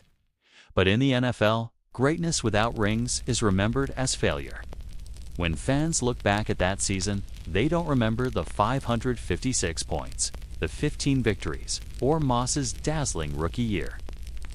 They remember one miss, one moment. A ball that curved ever so slightly, wide of the mark, erasing months of perfection. It is the essence of a shadowed season. All the brilliance in the world. Gone in an instant, consigned to the margins of history. The Vikings soared higher than almost any team in NFL history. And then they fell, not in defeat to a superior opponent, but to the cruel hand of chance, embodied in a single swing of a leg. The 1998 season should have been Minnesota's crowning achievement. Instead, it became their most haunting ghost. The pursuit of perfection is the most intoxicating chase in sports. It drives athletes to train past exhaustion, coaches to dissect film until dawn, and fans to believe they are witnessing something eternal. For the 2007 New England Patriots, perfection was not a dream. It was a living, breathing possibility. 18 games, 18 wins. They had rewritten record books, silenced doubters, and stood one step away from becoming the first 19-0 team in NFL history. Yet, in the cruel theater of football, perfection collapsed on the grandest stage. The team that seemed immortal discovered how quickly immortality can be stolen. The story began months earlier with controversy.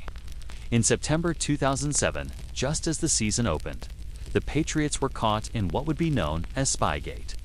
The league penalized the franchise for videotaping signals from the New York Jets sideline. The Patriots' response was not apology. It was domination. Week after week, they dismantled opponents with a ruthlessness that bordered on defiance. It was as if they were telling the world, if you think we needed cameras, watch what we do without them. Their weapon of choice was Tom Brady, in the finest form of his career. For years, Brady had been labeled efficient rather than explosive, a winner rather than a statistical marvel. In 2007, armed with the most dangerous receiving corps of his career, he shattered those perceptions. Brady threw 50 touchdown passes, obliterating the previous record. His precision was surgical, his confidence unshakable. Every Sunday felt like an exhibition in quarterback mastery. His primary target was Randy Moss, the most physically gifted receiver the league had ever seen. Moss had joined New England in a draft day trade after 2 disappointing seasons in Oakland. Many believed his prime had passed. Instead, he produced perhaps the greatest receiving season in NFL history. Moss caught 23 touchdown passes, breaking Jerry Rice's single-season record. His deep roots left defenders gasping. His leaps seemed to defy gravity. Together, Brady and Moss formed a connection that felt unstoppable. But the Patriots were more than just a quarterback and a receiver. Wes Welker, acquired from Miami, became the quintessential slot receiver, catching 112 passes and redefining how the position was played. Running backs Lawrence Maroney and Kevin Falk provided balance. The offensive line gave Brady time to operate with clinical efficiency. On defense, veterans like T.D. Bruschi, Rodney Harrison, Richard Seymour, and Mike Vrabel embodied toughness. The result was breathtaking. New England scored 589 points, another new NFL record. They averaged more than 36 points per game. They won by margins that belonged in video games. 52-7 over Washington, 56-10 against Buffalo, 48-27 against Dallas. They weren't just winning, they were humiliating opponents. By December, the question was no longer whether the Patriots were great, it was whether they were the greatest team in history. Each week felt like a march toward inevitability. Their final regular season game against the New York Giants was nationally televised in prime time. The Giants, already playoff bound, had little to play for, but they fought valiantly, pushing New England to the edge. Brady and Moss, however, sealed the win with a record-breaking deep connection, giving the Patriots a perfect 16-0 record. It was the first flawless regular season since the 1972 Miami Dolphins. But unlike those Dolphins, New England had done it in a 16-game schedule. Perfection now stood 3 games away. The playoffs began with little suspense. In the divisional round, the Patriots outlasted the Jacksonville Jaguars 31-20. Brady was nearly flawless, completing 26 of 28 passes. In the AFC Championship, the San Diego Chargers, battered by injuries, put up resistance but fell 21-12. New England was 18-0, heading to the Super Bowl in Glendale, Arizona. Their opponent would be the same New York Giants they had beaten in Week 17. At 10-6, the Giants were massive underdogs. Few gave them any chance of halting the Patriots' destiny. Oddsmakers listed New England as 12-point favorites. Commentators speculated on how the Patriots would compare to the greatest dynasties of all time.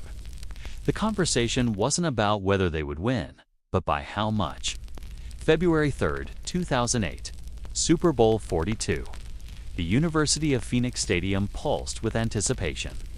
It was more than a championship game. It was a coronation. The Patriots stood on the precipice of becoming not just champions, but legends beyond dispute. Yet from the opening whistle, it was clear this would not be easy. The Giants' defensive line, Michael Strahan, Justin Tuck, Osi Amenyora, unleashed relentless pressure. Brady, who had looked untouchable all season, found himself battered and hurried. The Giants' secondary jammed receivers at the line, disrupting timing. Every yard felt earned through chaos. The game was tight, defensive, and tense. By halftime, the Patriots led only 7-3. For the first time in months, doubt seeped into the narrative. New England's offense, which had bulldozed defenses all year, looked human.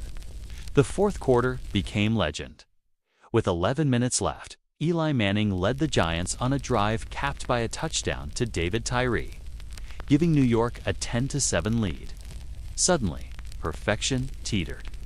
But Brady responded with a drive of his own, finding Moss for a touchdown with 2:42 remaining. The Patriots were back in front, 14-10. The script seemed restored. New England was moments away from finishing 19-0. Then came one of the most improbable plays in NFL history. Facing 3rd and 5 from his own 44 with just over a minute left, Manning dropped back. The Patriots' pass rush collapsed around him. He appeared certain to be sacked. Somehow, Manning wriggled free, stumbling out of the grasp of multiple defenders. He heaved a desperate throw downfield. David Tyree, a little-used receiver, leaped into the air. Patriots safety Rodney Harrison was draped on him. The ball pressed against Tyree's helmet as he fell backward, somehow pinned and secured. The helmet catch became an instant monument to impossibility.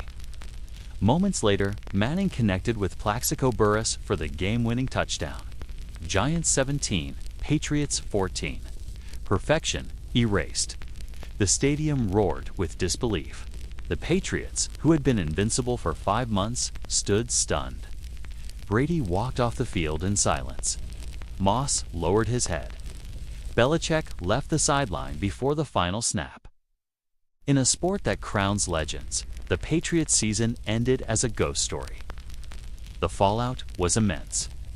New England had gone 18-0, set every offensive record imaginable, and still left with nothing. The 1972 Dolphins celebrated once more, their record as the only undefeated champions still intact. For the Patriots, 2007 became both a monument to greatness and a reminder of how fragile greatness can be. Rodney Harrison later reflected, "We were 18-0 and lost the only game that mattered. Nobody cares about those 18 wins.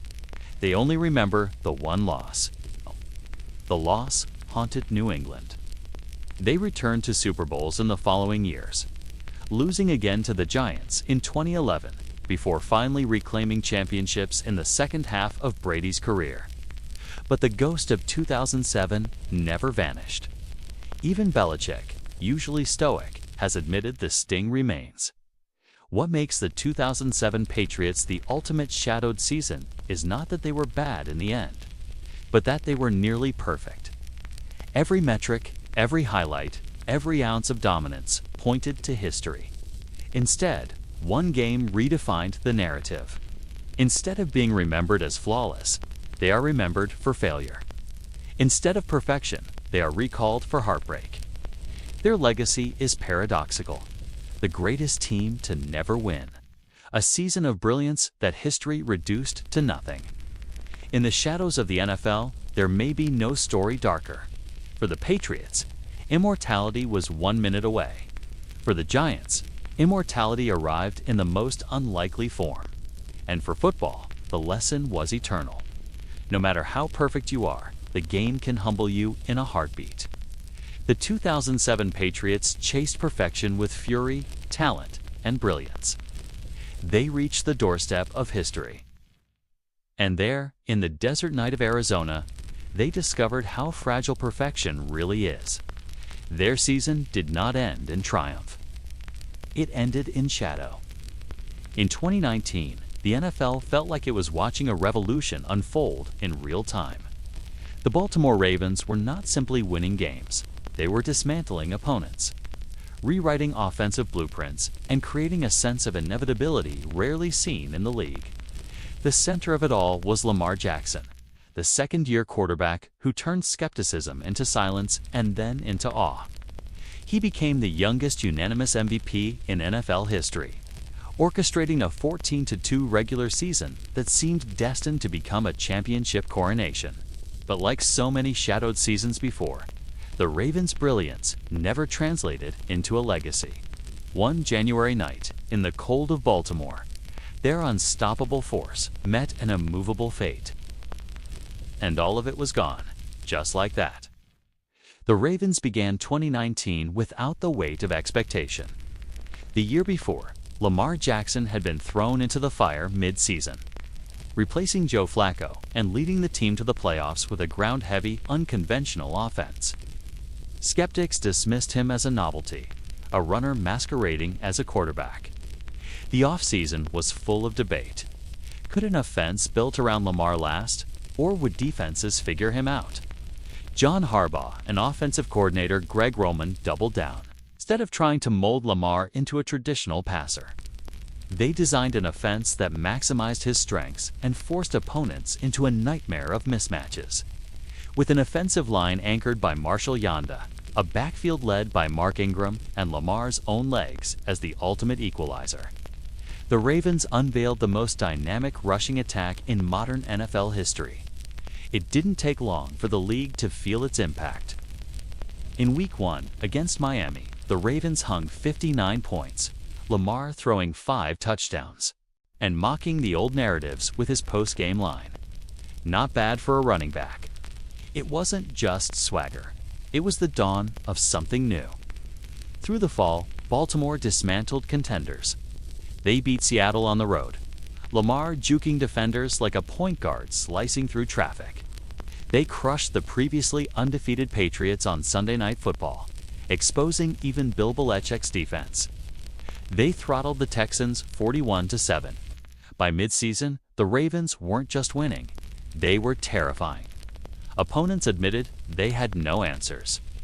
Defensive coordinators described sleepless nights trying to contain a quarterback who could throw for 200 and run for 100 in the same game.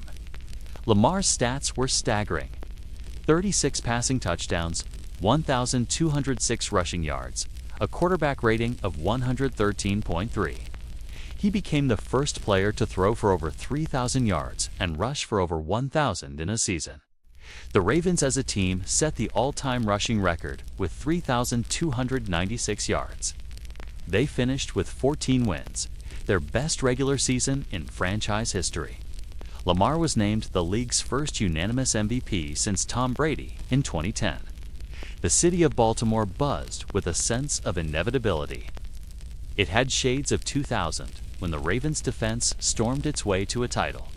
But this time, it was offense leading the charge. Fans and analysts alike believed they were watching a dynasty being born.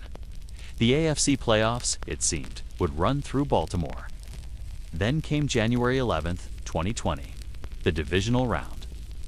The Tennessee Titans, a wild-card team led by Derrick Henry and a resurgent Ryan Tannehill, arrived at M&T Bank Stadium as heavy underdogs. Baltimore was favored by double digits. Most expected another Ravens showcase, another step toward destiny. Instead, they ran into a wall. The game began with Baltimore stalling on early drives, turning over the ball on downs.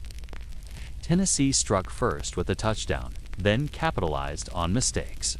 Lamar, pressing through an interception, then another later. Derrick Henry imposed his will, battering the Ravens' defense with 195 rushing yards. Every time Baltimore seemed poised to rally, something went wrong. Dropped passes, failed fourth downs, turnovers. The offense that looked unstoppable all year looked suddenly mortal, stripped of rhythm and confidence. By the fourth quarter, disbelief hung over the stadium. The Titans led 28-6. Baltimore, the team that had spent 4 months as the NFL's most inevitable force, was unraveling. Lamar finished with gaudy yardage totals, over 500 combined passing and rushing yards. But they were empty numbers, accumulated in desperation.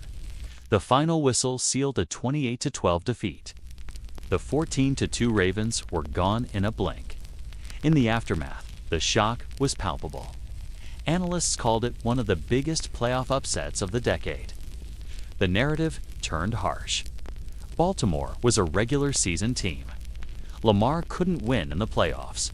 The gimmick had been exposed. All the magic of the fall suddenly felt fragile, even forgettable.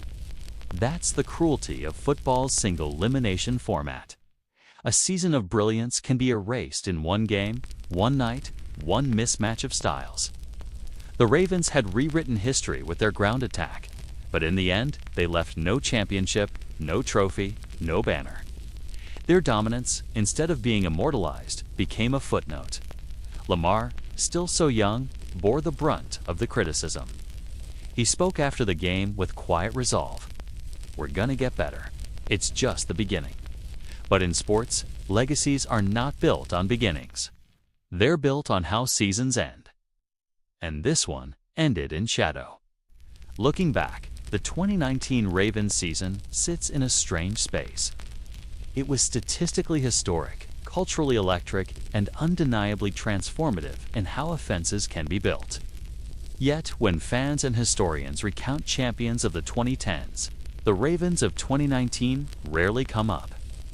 Kansas City's rise, San Francisco's resurgence, even Tennessee's upset burn brighter in memory. What was once hailed as a dynasty in waiting became another entry in the long catalog of teams that soared, only to vanish. Baltimore would return to the playoffs in later years. Lamar would continue to shine. But the ghost of 2019 still lingers. It is the reminder that in the NFL, dominance without deliverance changes nothing. The Ravens gave us spectacle, joy, and history, but they left no hardware, no parade, no permanence.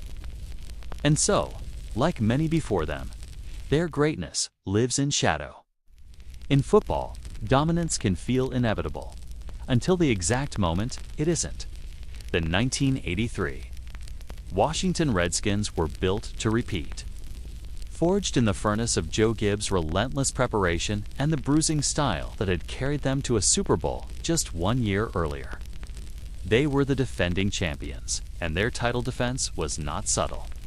They stormed through the regular season, outscoring opponents with mechanical efficiency. winning 14 games and looking every bit like a dynasty in the making. And then, in one night in Tampa, it all crumbled. The Redskins of 1983 were not flashy in the way that other dynasties were. They didn't have the artistic brilliance of the West Coast 49ers, nor the ruthless star power of the Steelers dynasty that defined the 1970s. Instead, they were a machine. They dominated time of possession, ran the ball with punishing consistency, and wore defenses down until they had no strength left to resist. That season, Washington scored 541 points, at the time, the most in NFL history. Joe Theismann was at the peak of his career, completing nearly 60% of his passes, throwing 29 touchdowns and winning league MVP. John Riggins, the bruising running back, was the perfect counterbalance, bludgeoning defenses into submission with over 1,300 rushing yards. Art Monk and Charlie Brown stretched the field, giving Theismann reliable weapons downfield. But perhaps the most defining feature of that team was its line. The Hogs, as they were famously known, were the bedrock of everything. Russ Grimm, Joe Jacoby, Mark May, George Stark, and Jeff Bostic created running lanes and clean pockets in an era defined by defensive violence. They controlled games in the trenches, and that control spread like a current across the entire roster. By the time Washington finished the regular season at 14-2, they were widely regarded as inevitable. They won the NFC East by 6 games, carried an average margin of victory of 16 points, and rolled into the playoffs with the confidence of champions who had already proven they could climb the mountain. The divisional round saw them dismantle the Los Angeles Rams 51-7. In the NFC Championship, they outlasted Bill Parcells' rising New York Giants 24-21, and so they advanced to Super Bowl 18, ready to face the Los Angeles Raiders. On paper, it looked like another coronation. The Redskins were favorites. The Raiders were respected, but not feared. The football world anticipated Washington, cementing its place as the new dynasty of the 1980s. Then came January 22, 1984. From the opening kickoff, something felt off. Washington's offense, so precise and methodical all year, looked jittery. The Raiders' defense, led by Howie Long, Lyle Alzado, and Lester Hayes, came out with speed and fury. They stuffed the run, pressured Theismann, and disrupted the rhythm that Gibbs had cultivated so carefully. Midway through the first half, disaster struck. With Washington backed up against its own end zone, Theismann dropped back to pass. Raiders linebacker Jack Squirek read the play perfectly, intercepting the ball and walking untouched into the end zone for a touchdown. It was a dagger before halftime, stretching the Raiders' lead and shaking Washington's confidence. From there, it unraveled. Marcus Allen, the Raiders' young star running back, delivered one of the most iconic performances in Super Bowl history. He rushed for 191 yards, including a breathtaking 74-yard touchdown where he reversed field, slipped through defenders, and sprinted untouched into the end zone. The image of Allen breaking free under the lights became the symbol of the night. By the time the dust settled, the Raiders had won 38-9. Washington's high-powered offense, which had averaged 33 points a game, managed only a single touchdown and a field goal. The Hogs were pushed around. Theismann threw 2 interceptions. Riggins was held to just 64 yards. Everything that had made the Redskins appear inevitable had been stripped away in the most public fashion possible. It wasn't just a loss. It was a dismantling. For Washington, the fallout was brutal. How does a team dominate for 16 weeks? Post the highest scoring season the league had ever seen, and then fall apart so completely on the biggest stage. Fans struggled to reconcile the team they had watched all season with the lifeless group. That showed up in Tampa. The 1983 Redskins weren't simply beaten, they were erased. The season, once poised to elevate Washington into dynastic territory, became instead a cautionary tale.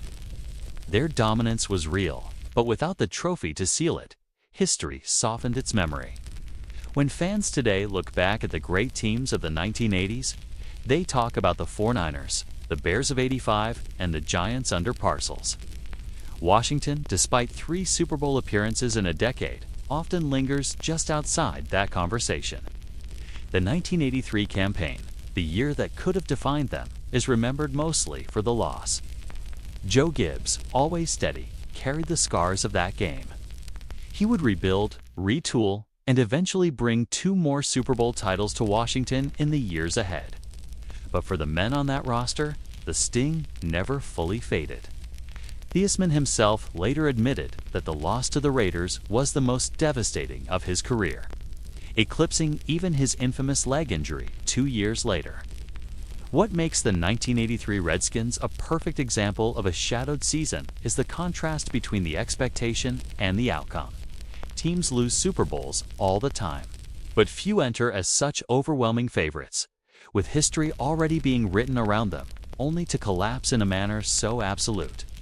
They had the MVP quarterback, the legendary offensive line, the punishing running game, and the aura of inevitability. None of it mattered when the lights burned brightest. It speaks to the cruelty of the NFL. Greatness has no permanence without validation. You can dominate an entire league for months, break records, and redefine what an offense looks like. And if you stumble once, that body of work is reduced to an afterthought. The 1983 Redskins scored more points than any team before them. They marched through the NFC with authority. And yet, in the end, their season changed nothing. Their loss became a reminder that dynasties are fragile things. One game, one interception, one bad night can erase a year's worth of brilliance. Washington learned that lesson on a humid night in Tampa, as Marcus Allen sprinted past defenders and history sprinted past them. And so, when we reflect on the 1983 Redskins, we see not a dynasty solidified, but a dynasty denied. Their dominance, their firepower, their inevitability, all shadows now. The NFL is filled with seasons that shimmer with brilliance until the moment they turn to dust. For the 2011 Green Bay Packers, that truth came like a cold wind in January. They were a team that looked untouchable, guided by Aaron Rodgers at the height of his powers. Fresh off a Super Bowl victory the year before, they returned not merely as defending champions, but as an upgraded version of themselves. For 17 weeks, they imposed their will on the league. They finished 15-1, the best record in franchise history. And along the way, their quarterback produced one of the greatest individual seasons ever witnessed. And then, in one game, it all fell apart. The story of that season begins with Rodgers. In 2010, he had carried Green Bay to a title as a 6th seed, winning 3 road playoff games before defeating the Steelers in the Super Bowl. That postseason cemented him as more than just Brett Favre's successor. It marked him as the new face of the Packers, perhaps even the future face of the league. In 2011, he elevated even further.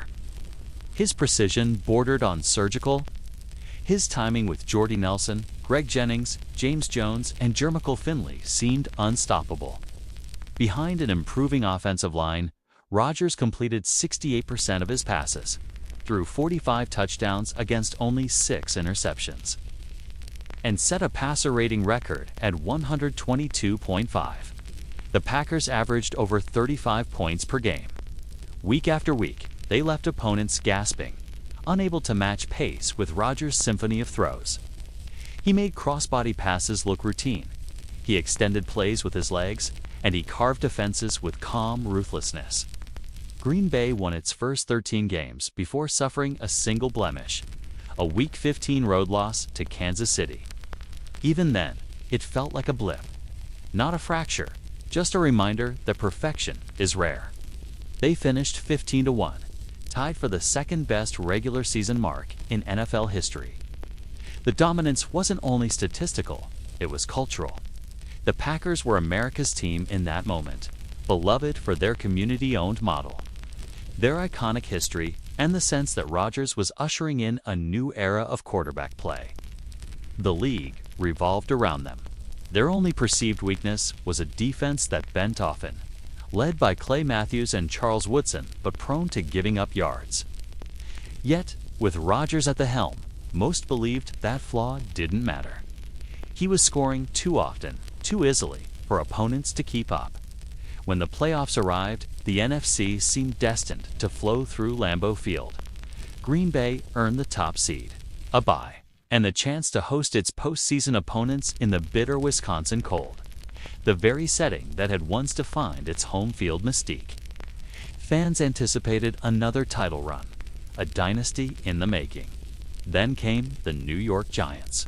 On January 15, 2012, the Giants walked into Lambeau as heavy underdogs. They had finished the regular season 9-7, scraping into the playoffs with late wins, yet they carried a strange aura, the same one they had possessed 4 years earlier when they shocked the undefeated Patriots. Led by Eli Manning, they were battle-tested, dangerous, and quietly confident. From the opening quarter, something felt wrong for Green Bay. Rodgers, so precise all year, looked unsettled. Passes sailed high. Receivers dropped balls they normally secured. Jermichael Finley missed a crucial third-down conversion. Jordy Nelson mishandled another. Even sure-handed Greg Jennings faltered. The offense that had hummed like a machine all season was suddenly sputtering. The defense offered no relief. Manning found Victor Cruz and Hakeem Nicks repeatedly exploiting mismatches in the secondary. Just before halftime, with the Packers trailing 13-10, Manning launched a desperation heave. It floated through the frigid air and somehow landed in Nicks' hands for a 37-yard touchdown. Lambeau fell silent. That play didn't just extend the Giants' lead. It symbolized the unraveling of Green Bay's magic. In the second half, Rodgers pressed. He forced throws, fumbled under pressure, and missed open targets. The offensive line, overwhelmed by New York's ferocious pass rush, led by Justin Tuck, Ossie Almenora, and Jason Pierre-Paul, collapsed. Rodgers was sacked 4 times and hit countless others. Meanwhile, the Giants leaned on Manning's poise and a punishing run game to stretch the lead. The final score read 37-20. The Packers, once untouchable, were gone. Their season ended not with a coronation, but with bewilderment. The defending champions, the 15-1 juggernaut, had been ousted in their first playoff game. The aftermath was brutal. Critics pointed to the defense, which had ranked dead last in yards allowed. Others blamed the emotional weight carried by the team, whose offensive coordinator Joe Philbin had tragically lost his son just days before the game. Some simply argued that the Packers had peaked too early, that sustaining perfection for so long drained them by January. Rodgers himself admitted, "We were out of rhythm. We didn't play like ourselves." Yet explanations don't change history. The 2011 Packers became another entry in the cruel ledger of forgotten giants. They joined the 2007 Patriots, the 1998 Vikings, and others who soared through the fall, only to collapse when winter came. The shadow of that season still lingers over Rodgers' legacy. For all his brilliance, for all the records, he never again matched that level of regular season dominance combined with postseason expectation. He would win additional MVPs, but Green Bay's playoff exits became a pattern. Stunning losses in games they were favored to win. The 2011 season was supposed to be the foundation of a dynasty. Instead, it became a monument to impermanence. For fans, the memory is bittersweet. They witnessed one of the greatest quarterbacking performances ever, week after week, a season of joy and spectacle. But when history tells the story of champions, 2011 fades quickly. The Giants went on to win the Super Bowl, cementing their own legacy. The Packers, despite 15 wins, changed nothing. This is the essence of the dark side of the NFL, that even brilliance can vanish in an instant.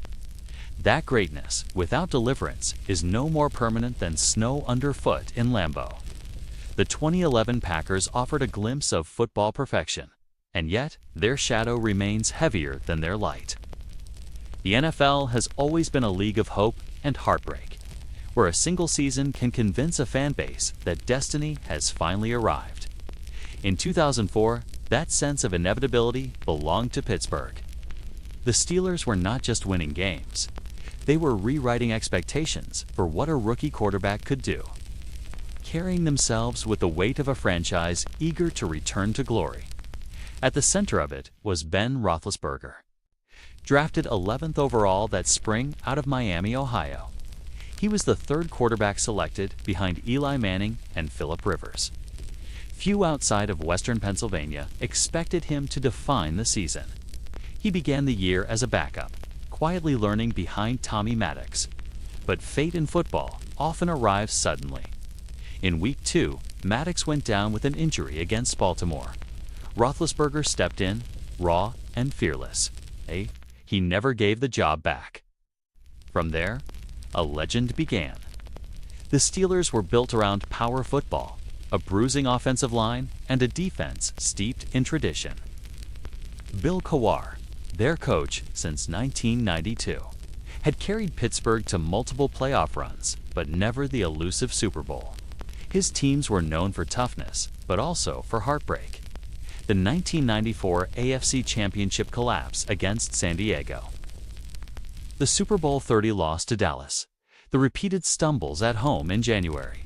All lingered in the minds of fans. By 2004, Cowher was respected, but also burdened by the label of underachiever. This rookie quarterback gave him something different. Roethlisberger played with a calm beyond his years. He didn't put up spectacular numbers every week, but he made the plays that mattered.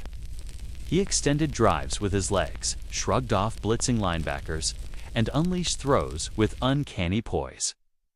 Surrounded by a strong supporting cast, running back Jerome Bettis, the beloved Bus, pounding his way through defenses. Hines Ward, the relentless receiver with an unshakable smile. Plaxico Burress stretching the field. Roethlisberger simply fit. Once he entered the lineup, Pittsburgh didn't lose. From Week 3 onward, the Steelers reeled off 13 straight wins with Roethlisberger under center. Along the way, they didn't just win. They conquered giants. In Week 8, they faced the undefeated New England Patriots, riding a 21-game winning streak that spanned across 2 seasons. Few gave the rookie a chance. But in front of a roaring home crowd at Heinz Field, Roethlisberger and the Steelers stunned the defending champions. He threw for 2 touchdowns. The defense forced Tom Brady into mistakes, and Pittsburgh walked away with a 34-20 victory. The streak was over. A week later, they faced another juggernaut, the 7-0 Philadelphia Eagles. Donovan McNabb and Terrell Owens had electrified the NFC. Once again, Pittsburgh silenced the hype. Bettis and Deuce Staley ground out yardage. The defense smothered McNabb. And Roethlisberger made just enough throws to secure a 27-3 win. 2 weeks, 2 unbeaten teams defeated. Suddenly, the rookie wasn't just winning. Squezas was rewriting the balance of power in the NFL. By season's end, the Steelers were 15-1, the best record in franchise history. Roethlisberger had gone 13-0 as a starter, a feat no rookie quarterback had ever accomplished. He was named Offensive Rookie of the Year. Cowher had his best team yet. Balanced, disciplined, and seemingly destined. Pittsburgh earned the AFC's top seed home field advantage and a direct path to the Super Bowl. The playoffs began with a scare. In the divisional round against the New York Jets, Roethlisberger showed his inexperience. He threw 2 interceptions, including 1 return for a touchdown, and the Jets had a chance to win the game on 2 separate field goal attempts. Both missed, the second in overtime. Pittsburgh escaped 22-17 and breathed a sigh of relief. But cracks had appeared. The rookie looked mortal for the first time. Then came the AFC Championship game, a rematch with the New England Patriots. Just 3 months earlier, the Steelers had dethroned New England at Heinz Field. Now the Patriots returned, seasoned, ruthless, and ready to defend their crown. Tom Brady, chasing his 3rd Super Bowl in 4 years, walked into Pittsburgh with the aura of inevitability that Roethlisberger had briefly stolen. Bill Belichick, master of preparation, devised a defensive plan to exploit the rookie's weaknesses. From the opening quarter, it was clear this would be different. Roethlisberger forced a deep throw into coverage, intercepted. New England capitalized quickly. Brady connected with Deion Branch on long passes. Corey Dillon pounded the ground game, and the Patriots built an early lead. Pittsburgh's defense, usually unbreakable at home, looked rattled. The rookie, pressing to keep pace, threw another interception. By halftime, New England led 24-3. Heinz Field, so loud and electric all season, fell into a stunned silence. Fans had seen this script before. Coors teams dominating the regular season only to stumble at home in January. The rookie quarterback, who had seemed untouchable now, looked overwhelmed, staring across the field at Brady, the master of January. The second half offered little redemption. Roethlisberger threw a third interception, returned for a touchdown by Rodney Harrison. Though the Steelers rallied briefly with a Bettis score, the damage was done. The Patriots controlled the game from start to finish, winning 41-27.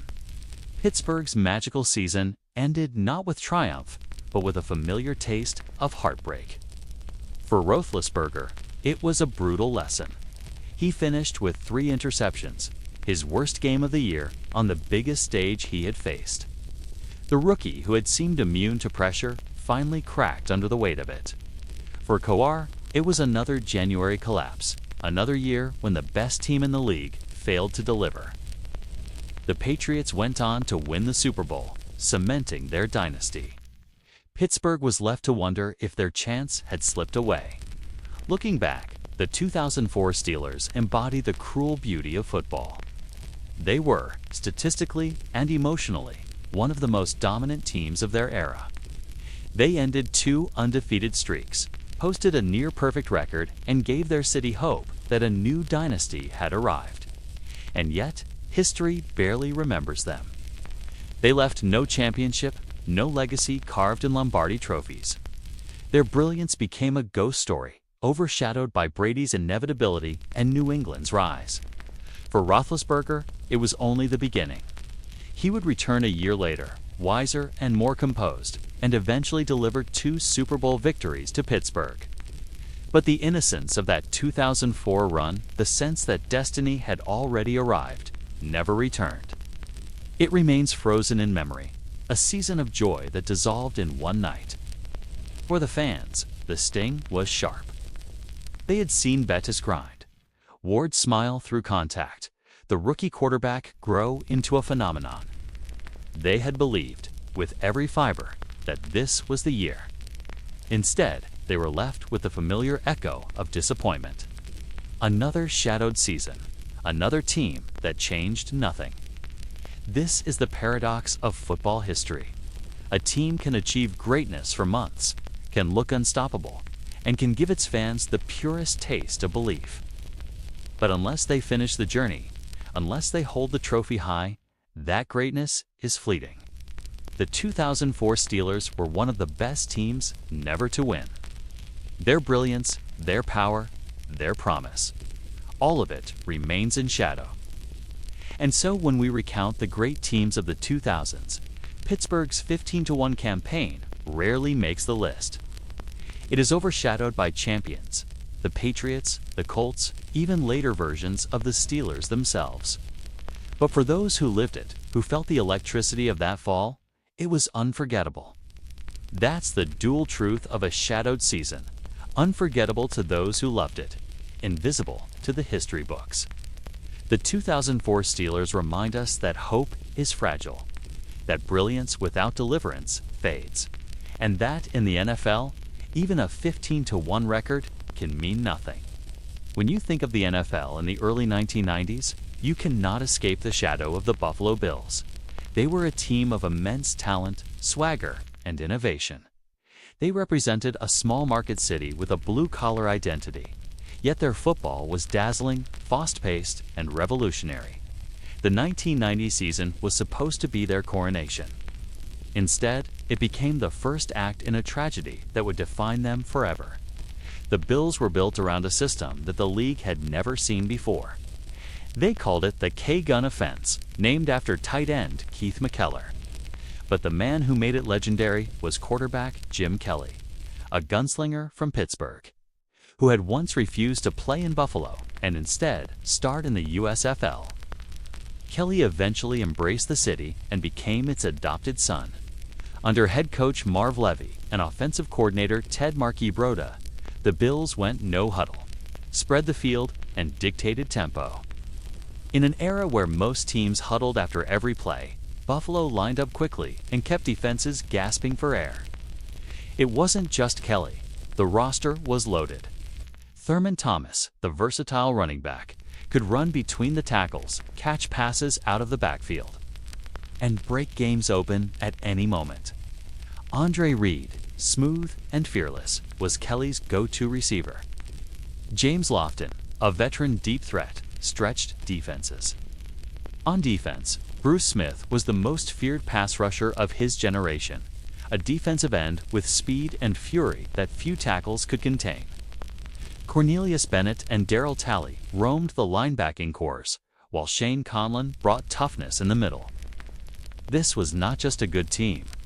This was a juggernaut. The 1990 regular season reflected that.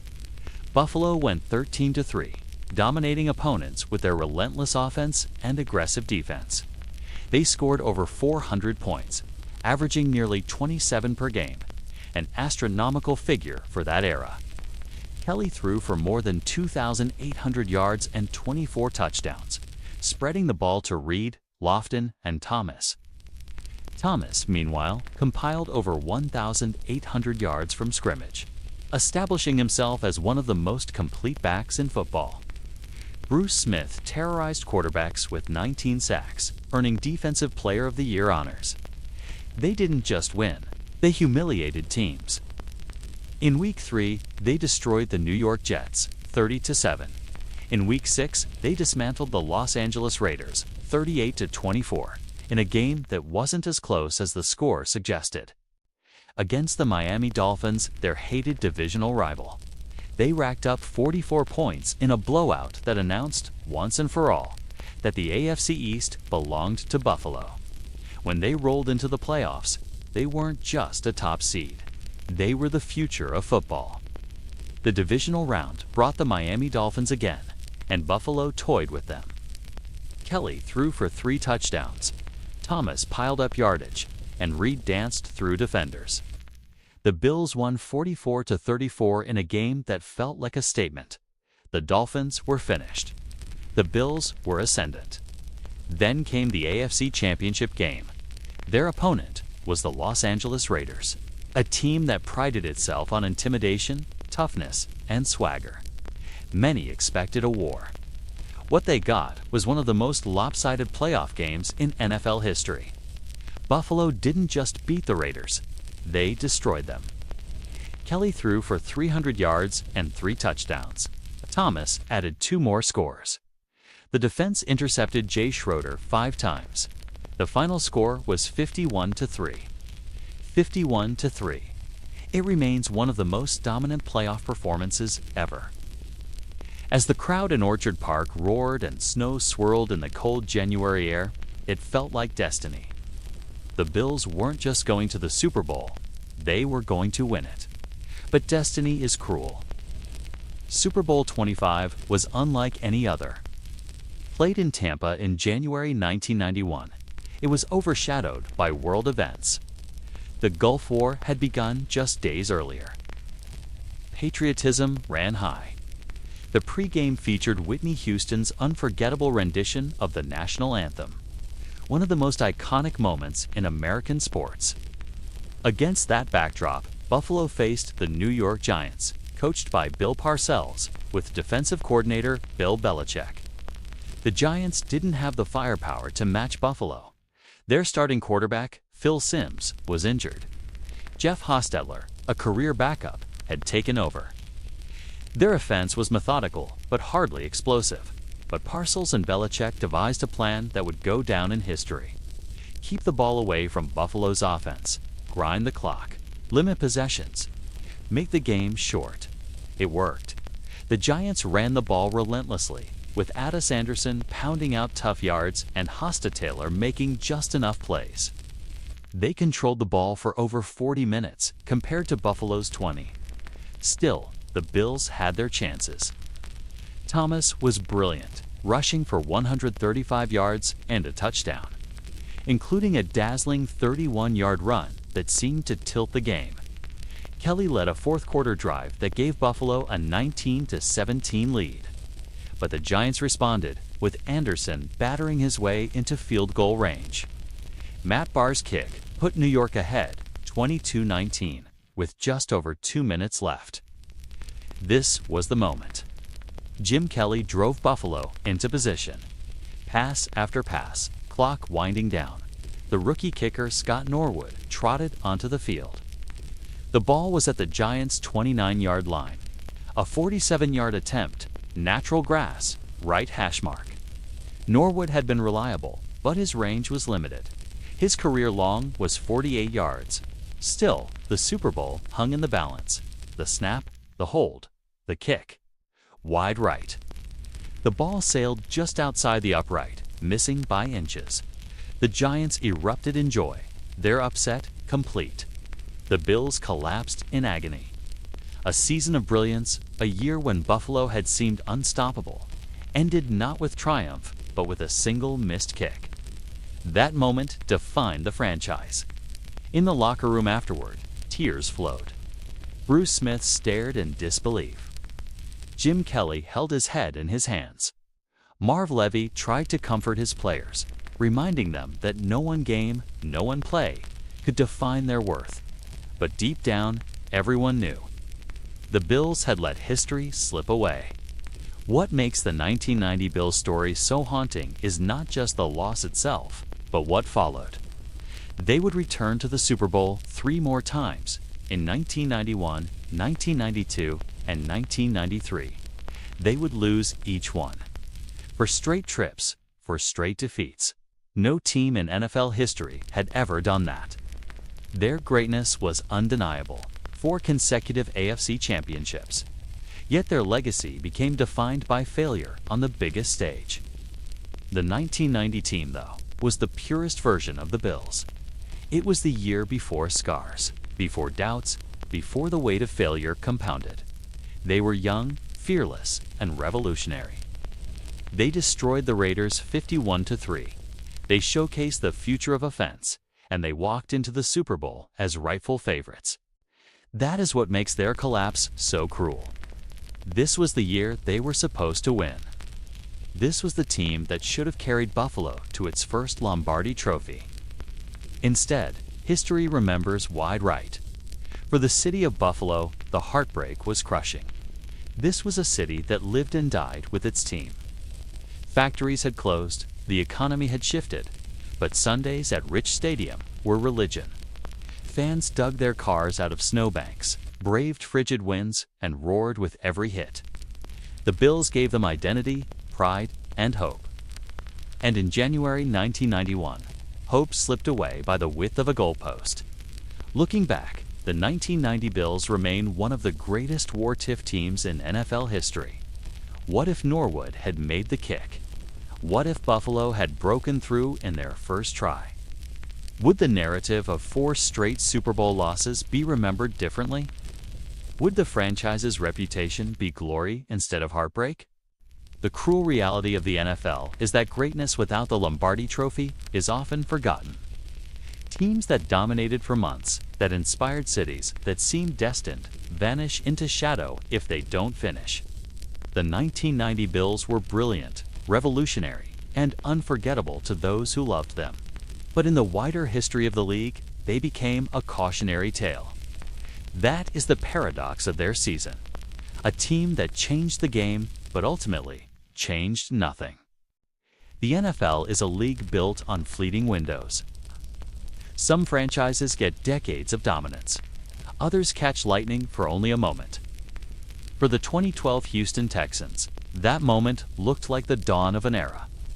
They were young, hungry, and devastating. They started 11-1, won primetime showcases, and carried themselves like the future kings of the AFC. J.J. Watt was rewriting the laws of defense. Arian Foster was at the height of his brilliance. Andre Johnson was still a force, and Matt Schaub seemed like the quarterback steady enough to guide the machine. It felt like destiny. But by January, the aura had crumbled. What began as a dream season turned into a collapse that left scars the franchise never fully healed. The Texans entered 2012 on a wave of momentum. In 2011, they had finally broken through, winning their first playoff game in franchise history. But that run was bittersweet. Matt Schaub, the veteran quarterback who had led them for years, was lost to injury late in the season. Rookie T.J. Yates carried them through the postseason, but their ceiling was limited. That taste of January football, however, ignited belief. Owner Bob McNair, coach Gary Kubiak, and general manager Rick Smith built a roster designed not just to contend, but to dominate. It began with the defense. Wade Phillips, the longtime coordinator, had transformed them in 2011. At the center of it was a second-year defensive end named J. Watt. Drafted in 2011, Watt was still raw as a rookie.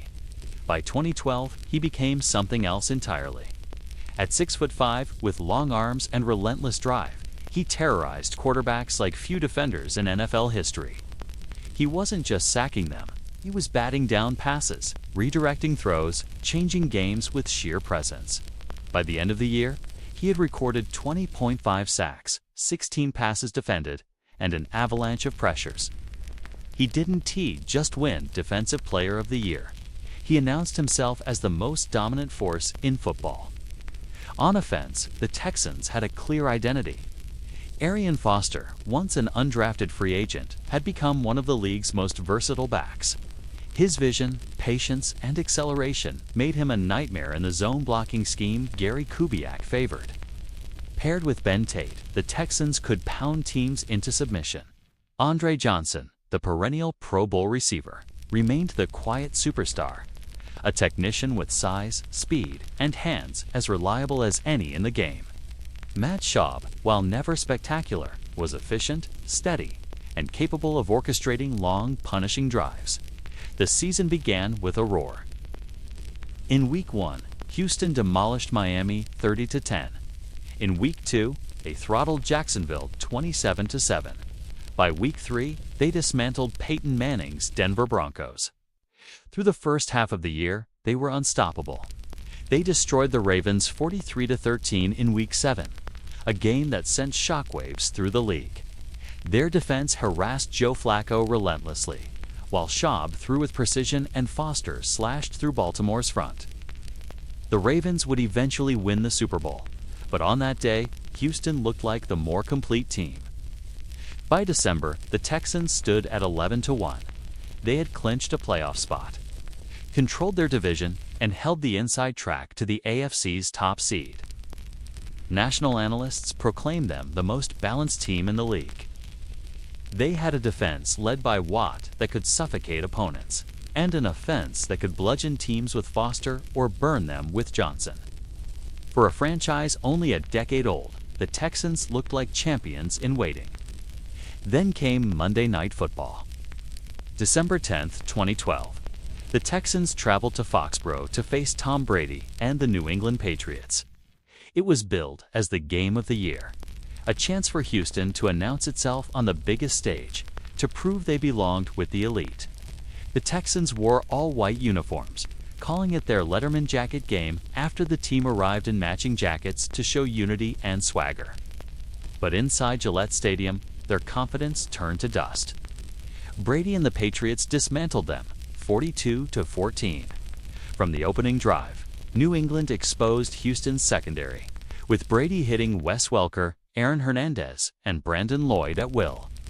Watt made plays, but the Patriots neutralized him with quick passes. The Texans' offense sputtered. Schaub was overwhelmed, Foster bottled up, Johnson blanketed. By the fourth quarter, the national spotlight had turned into a national embarrassment. That loss cracked the aura. The Texans still finished the season 12-4. but the momentum was gone. They dropped a crucial Week 17 game to the Colts, costing them the AFC's top seed. Instead of home field advantage, they entered the playoffs as the No. 3 seed. In the wild-card round, they beat the Cincinnati Bengals 19-13, but it was an uninspiring performance. Schaub threw a costly pick-six, and the offense settled for field goals. Fans who had once believed in destiny now felt dread. The next week, they returned to New England for the divisional round. Again, Brady carved them apart. The Patriots won 41-28 in a game that felt more lopsided than the score suggested. Houston's defense had no answers, and Schaub could not match Brady blow for blow. Just like that, the Texans' season was over. The collapse left a sting that lingered.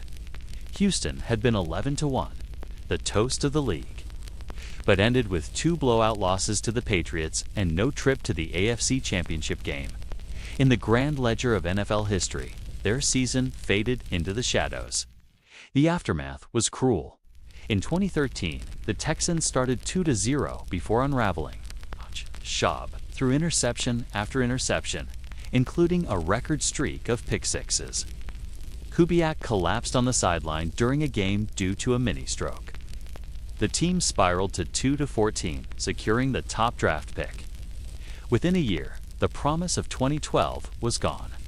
Watt remained a superstar, but the roster never recaptured that magic. Foster's body broke down. Johnson grew frustrated. Schaub was benched and eventually traded. What makes the 2012 Texans so haunting is that for 3 months, they looked inevitable. They were a new power rising in the AFC, a franchise ready to topple Brady's Patriots and Manning's Broncos. They had the balance, the stars, and the hunger. Yet, when it mattered most, they faltered. The NFL's history is filled with forgotten contenders, but few burned as brightly or faded as quickly as the 2012 Texans. Fans in Houston still remember that year with mixed emotions. It was proof their team could be great, that the Texans weren't doomed to mediocrity. But it was also a reminder of how fragile greatness can be. One moment, you're 11-1 with the league at your feet. The next, you're watching Brady run off the field in victory, your season crumbling behind you. The 2012 Texans changed nothing. They did not redefine the league, nor reshape its balance of power. They were a flash. Brilliant, dazzling, but fleeting. That is the dark side of the NFL. Sometimes, even the brightest seasons are only shadows. The 2004 Pittsburgh Steelers stand as one of the great paradoxes in modern NFL history. They were dominant, resilient, and relentless. They finished 15-1, tying the best regular season record in franchise history. They unveiled a rookie quarterback who seemed destined to rewrite the league's future. They toppled giants during the year, beating not one, but both of the teams who would eventually meet in the Super Bowl. And yet, when the season ended, all of that meant nothing. Their brilliance faded under the bright lights of the AFC Championship game, leaving fans to wonder how such a mighty run could vanish so quickly. It all began with uncertainty. The Steelers entered 2004 coming off 2 disappointing years, where injuries, inconsistency, and aging stars left them adrift. Bill Kowar, their fiery head coach, had built a reputation for fielding tough, physical teams, but also for falling short in January. There was a sense that time was running out. The front office needed an answer at quarterback, a position that had plagued Pittsburgh since the days of Terry Bradshaw. In the first round of the 2004 draft, they took Ben Roethlisberger, a big-armed prospect out of Miami, Ohio. At 6'5" with composure beyond his years, he offered hope, but few expected him to change everything so quickly. The season started quietly. Tommy Maddox, the veteran, opened as the starter. But in Week 2 against Baltimore, he went down with an injury. Roethlisberger was thrust into action. It could have been a disaster. A rookie, barely acclimated, tossed into the fire against NFL defenses. Instead, it became the birth of a legend. Roethlisberger's first start came in Week 3 against Miami. The conditions were miserable. Rain, wind, mud. Yet the rookie played with poise. He managed the game, delivered key throws, and led the Steelers to victory. From that moment on, he never looked back. Pittsburgh rattled off win after win. Their style was old school, yet brutally effective. The offense was powered by a resurgent running game. With Jerome Bettis, the bus, thundering through defenders in short yardage, while Deuce Staley provided balance with fresh legs. Behind a dominant offensive line anchored by Alan Fanuca, the Steelers controlled the trenches. Roethlisberger didn't need to throw 40 times. He needed only to make clutch passes on third down, and he did so with uncanny confidence. The defense, coordinated by Dick LeBeau, was vintage Pittsburgh. The 3-4 scheme unleashed waves of blitzes, with Joey Porter, James Ferrier, and Clark Haggans crashing off the edges. Troy Polamalu, the second-year safety with flowing hair and unmatched instincts, emerged as a game-changer. He could blitz, cover, or range across the field to deliver crushing hits. The unit suffocated opponents, holding teams under 17 points on average. By midseason, the Steelers were rolling. Then came Week 8, a showdown against the undefeated New England Patriots, winners of 21 straight games. The Patriots, led by Tom Brady and Bill Belichick, were the NFL's reigning dynasty. Few believed a rookie quarterback could stop them. Yet that Sunday in Pittsburgh, Roethlisberger and the Steelers delivered a shock. They pounced early, intercepting Brady twice.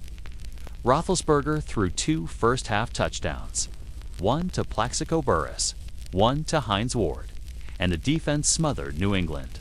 The final score, 34-20, ended the Patriots' streak and announced the Steelers as legitimate contenders. A week later, they faced the Philadelphia Eagles, another undefeated team. Led by Donovan McNabb and the newly acquired Terrell Owens, the Eagles were the NFC's powerhouse. Once again, the Steelers dismantled an unbeaten juggernaut. Bettis and Staley combined for over 200 rushing yards. The defense forced turnovers, and Roethlisberger made enough throws to secure a 27-3 rout. In consecutive weeks, the Steelers had beaten the NFL's best, and they did it convincingly. From there, confidence swelled. Roethlisberger's composure grew with each victory.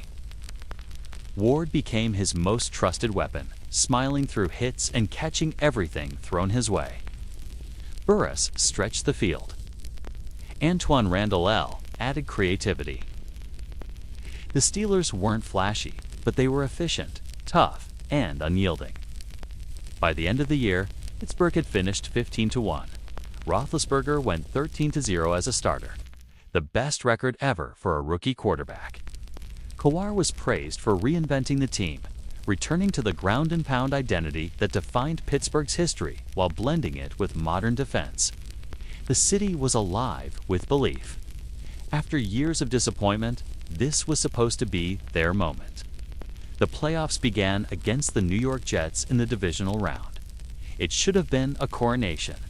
Instead, it nearly became a nightmare. Roethlisberger played his worst game of the season, throwing 2 costly interceptions. The Jets, behind Chad Pennington, pushed the Steelers to the brink. With seconds left, Doug Bryan lined up for a potential game-winning field goal. He missed. Moments later, he missed again, this time in overtime. The Steelers escaped 22-17 on a Jeff Reed field goal. They had survived, but the cracks were visible. The rookie looked shaken. Still, they advanced to the AFC Championship game. Their opponent, the New England Patriots. The rematch loomed as a clash of titans. The Steelers with the league's best record, the Patriots as defending champions. Pittsburgh had beaten them once. Now, they needed to do it again to reach the Super Bowl. But Foxborough was ready for revenge. From the opening drive, the Patriots controlled the game. Brady was sharp, finding Deion Branch and David Gibbons with precision. Corey Dillon pounded the Steelers' front, keeping the defense off balance. On the other side, Roethlisberger's inexperience showed. He threw 3 interceptions, including a devastating pick-six to Rodney Harrison. The Patriots led 24-3 by halftime. The crowd at Heinz Field, electric at kickoff, sat in stunned silence. Pittsburgh tried to rally. Bettis scored, Ward fought for every yard, and Roethlisberger showed flashes of fight. But it was too little, too late. The Patriots closed out a 41-27 victory, punching their ticket to the Super Bowl, which they would go on to win. For the Steelers, the dream was over. The loss cut deep. All season long, Pittsburgh had looked unstoppable. They had beaten the league's best, stormed to 15 wins, and believed this was their year. Instead, they became another entry in the cruel book of NFL history.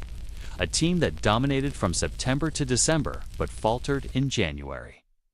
The aftermath was complex. Roethlisberger admitted he hit the rookie wall and carried the weight of his mistakes. Kawar defended him, knowing the future still looked bright. And indeed, the future delivered. Just 1 year later, the Steelers returned to the AFC Championship.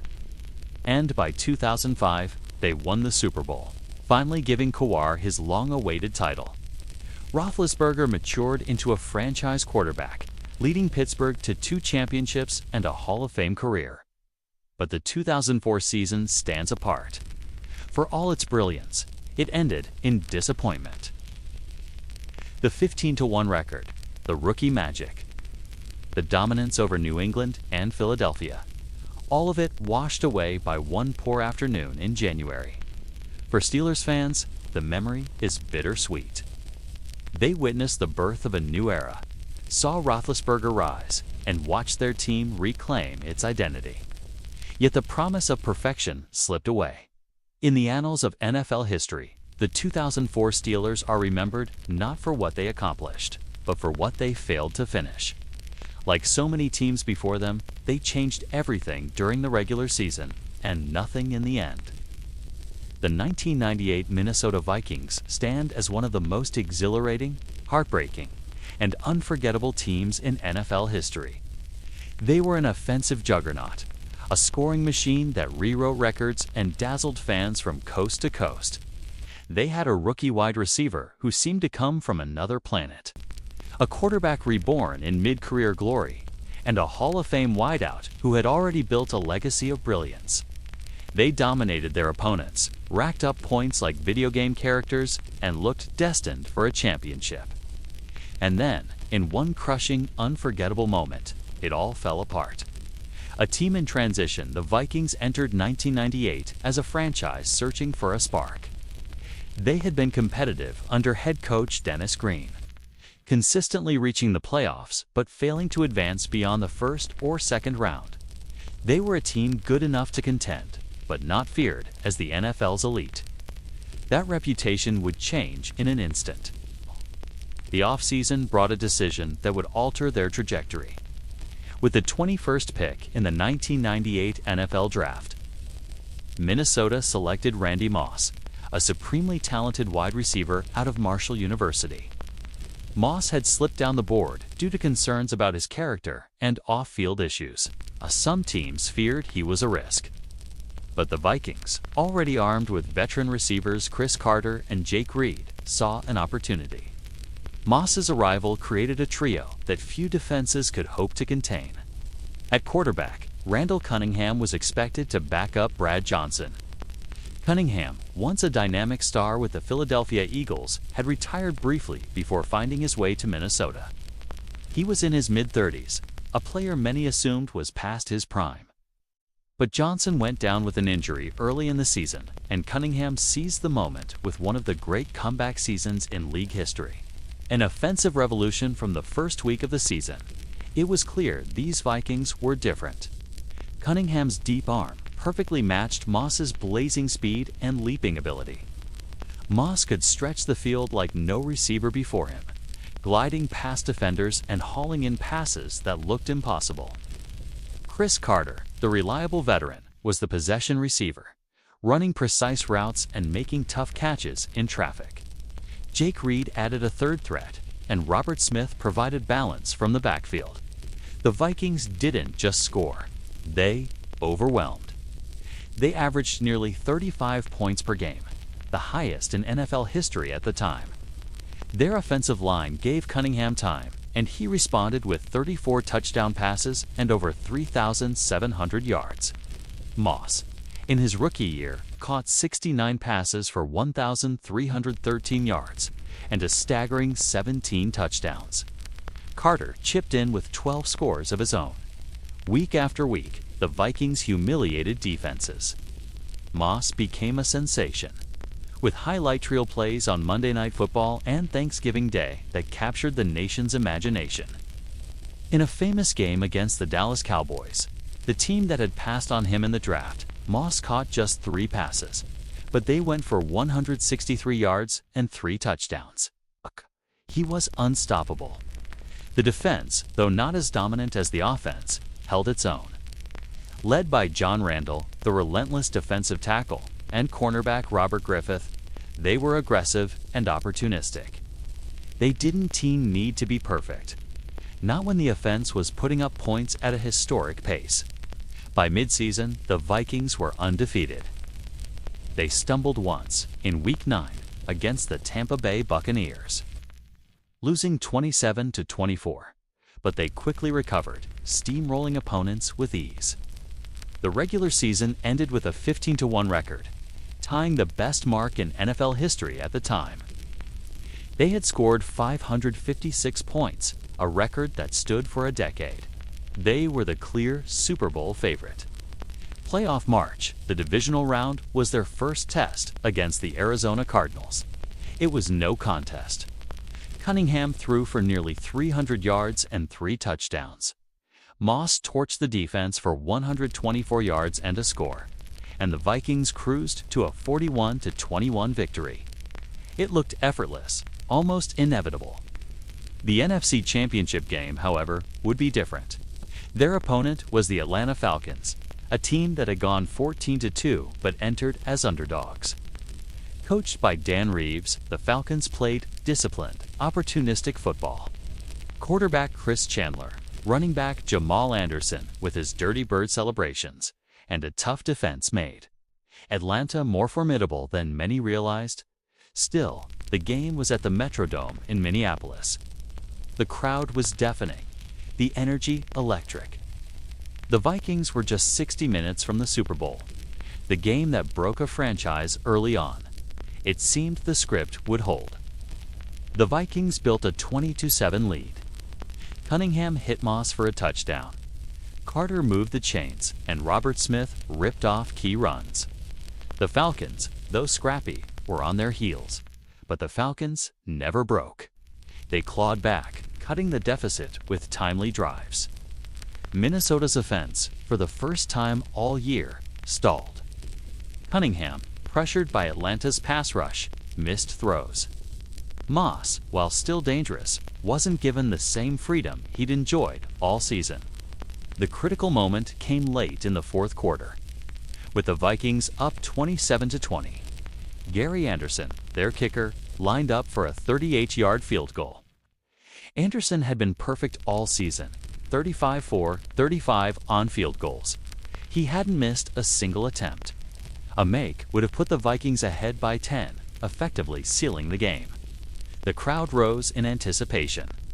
This was the moment they deepened waiting for, the dagger to send them to the Super Bowl. Anderson's kick sailed wide left. Gasps filled the Metrodome. The Falcons, given new life, marched down the field. Chandler connected with Terrence Mathis for a touchdown, tying the game at 27. The Vikings, stunned, still had a chance in the final seconds, but chose to kneel and head into overtime, a decision that baffled some fans who believed Green should have gone for the win. In overtime, the Falcons completed the unthinkable. Morton Anderson drilled a 38-yard field goal, and Atlanta won. 30-27. The Vikings' record-breaking season was over, just one step short of the Super Bowl. The fallout the loss devastated Minnesota. Fans wept in the stands. Players slumped on the field in disbelief. Carter, the veteran leader, later called it the most painful moment of his career. Moss, usually brash, was quiet. Cunningham sat silently in his locker, staring into space. It wasn't just a loss. It was a collapse of destiny. The 1998 Vikings had felt invincible, had made winning look easy. Yet, when the season hinged on one kick, on one drive, they faltered. Gary Anderson's miss became one of the most infamous plays in NFL history. Though he had been flawless all year, his one mistake overshadowed everything else. To this day, his name is mentioned whenever great collapses are recalled.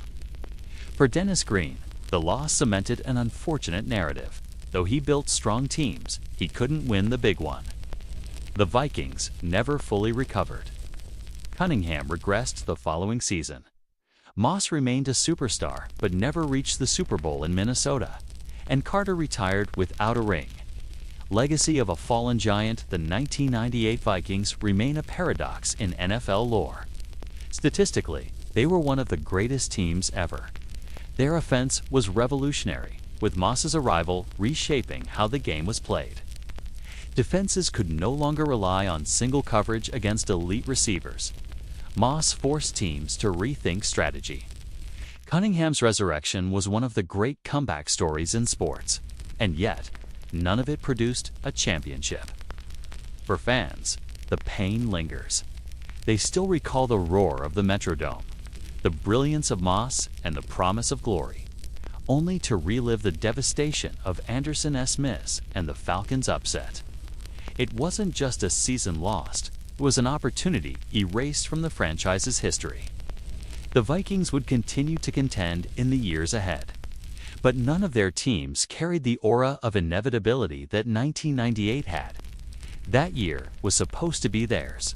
Instead, it became another entry in the long list of what could have been stories. The 1998 Vikings changed football. They introduced Randy Moss to the world, rewrote the record books, and captured imaginations with their fireworks. But when the season ended, they had nothing to show for it. No Lombardi Trophy, just heartbreak. It is the cruelest truth of the NFL. Greatness in September and October means nothing if you stumble in January. And for the 1998 Vikings, all that brilliance, minus 15 wins, 556 points, a rookie phenom, and a quarterback reborn, vanished with one missed kick, one overtime drive, one shadowed season. The Dallas Cowboys entered the 2016 season under a cloud of uncertainty, a franchise with history as rich as any in American sports, but a recent record that betrayed its glory. For years, the Cowboys had been defined not by championships, but by mediocrity, disappointment, and the weight of expectation. Their last Super Bowl win came in January of 1996. 2 decades later, a generation of fans had grown up without seeing Dallas rise again. But in 2016, something changed. A new core arrived, unexpected and electrifying. And for a moment, the Cowboys looked as if destiny had finally returned to Texas. It all began not with a plan, but with circumstance. The birth of a new era. Tony Romo had long been the Cowboys' face. A quarterback of immense talent, his career was defined by dazzling statistics, but also by heartbreaking losses. Entering 2016, Romo was again poised to lead the team. But in the preseason, disaster struck. A back injury sidelined him, leaving Dallas without its veteran signal caller. Into the void stepped Dak Prescott, a rookie quarterback drafted in the 4th round out of Mississippi State. Prescott had not been projected as a franchise savior, but fate gave him the chance. And beside him stood another rookie, running back Ezekiel Elliott, drafted 4th overall that spring. Together, they would form one of the most dynamic rookie duos in NFL history. The Cowboys also had a weapon few teams could match. Their offensive line, built through years of shrewd drafting, it was the most dominant front in football, a wall that gave Prescott time and opened lanes for Elliott. Behind them, the Cowboys' offense became unstoppable. The rise of Dak and Zeke from the start, Prescott played with poise beyond his years. He wasn't reckless. He didn't try to do too much. He protected the ball, executed the system, and slowly won over both teammates and fans. Elliott, meanwhile, burst onto the scene with power, speed, and vision. He led the league in rushing as a rookie, piling up nearly 1,700 yards and 15 touchdowns. Week after week, Dallas won. After dropping their opener to the Giants, the Cowboys rattled off 11 straight victories. Prescott grew more confident with every throw, showing command in pressure situations. Elliott, running behind the offensive line of Tyron Smith, Travis Frederick, and Zach Martin, wore defenses down until they broke. The team's identity was simple: ball control, balance, and precision. They didn't need to win shootouts. They imposed their will, and with every victory, the whispers grew louder. Perhaps this wasn't just a good Cowboys team. Perhaps this was the team that would finally restore the franchise's lost glory. The numbers don't lie. By the end of the season, Dallas stood at 13-3, the best record in the NFC. Elliott was the offensive rookie of the year. Prescott, who threw for 23 touchdowns against just 4 interceptions, was named Rookie of the Year by some outlets and earned Pro Bowl honors. Now, their 11-game winning streak was the longest in franchise history. The defense, often criticized in years past, was steady, if unspectacular. Sean Lee anchored the linebackers, and the secondary held together under Rod Marinelli's system. They weren't dominant, but they didn't need to be. With the offense chewing up time of possession, the defense only had to hold the line. Dallas secured the #1 seed in the NFC.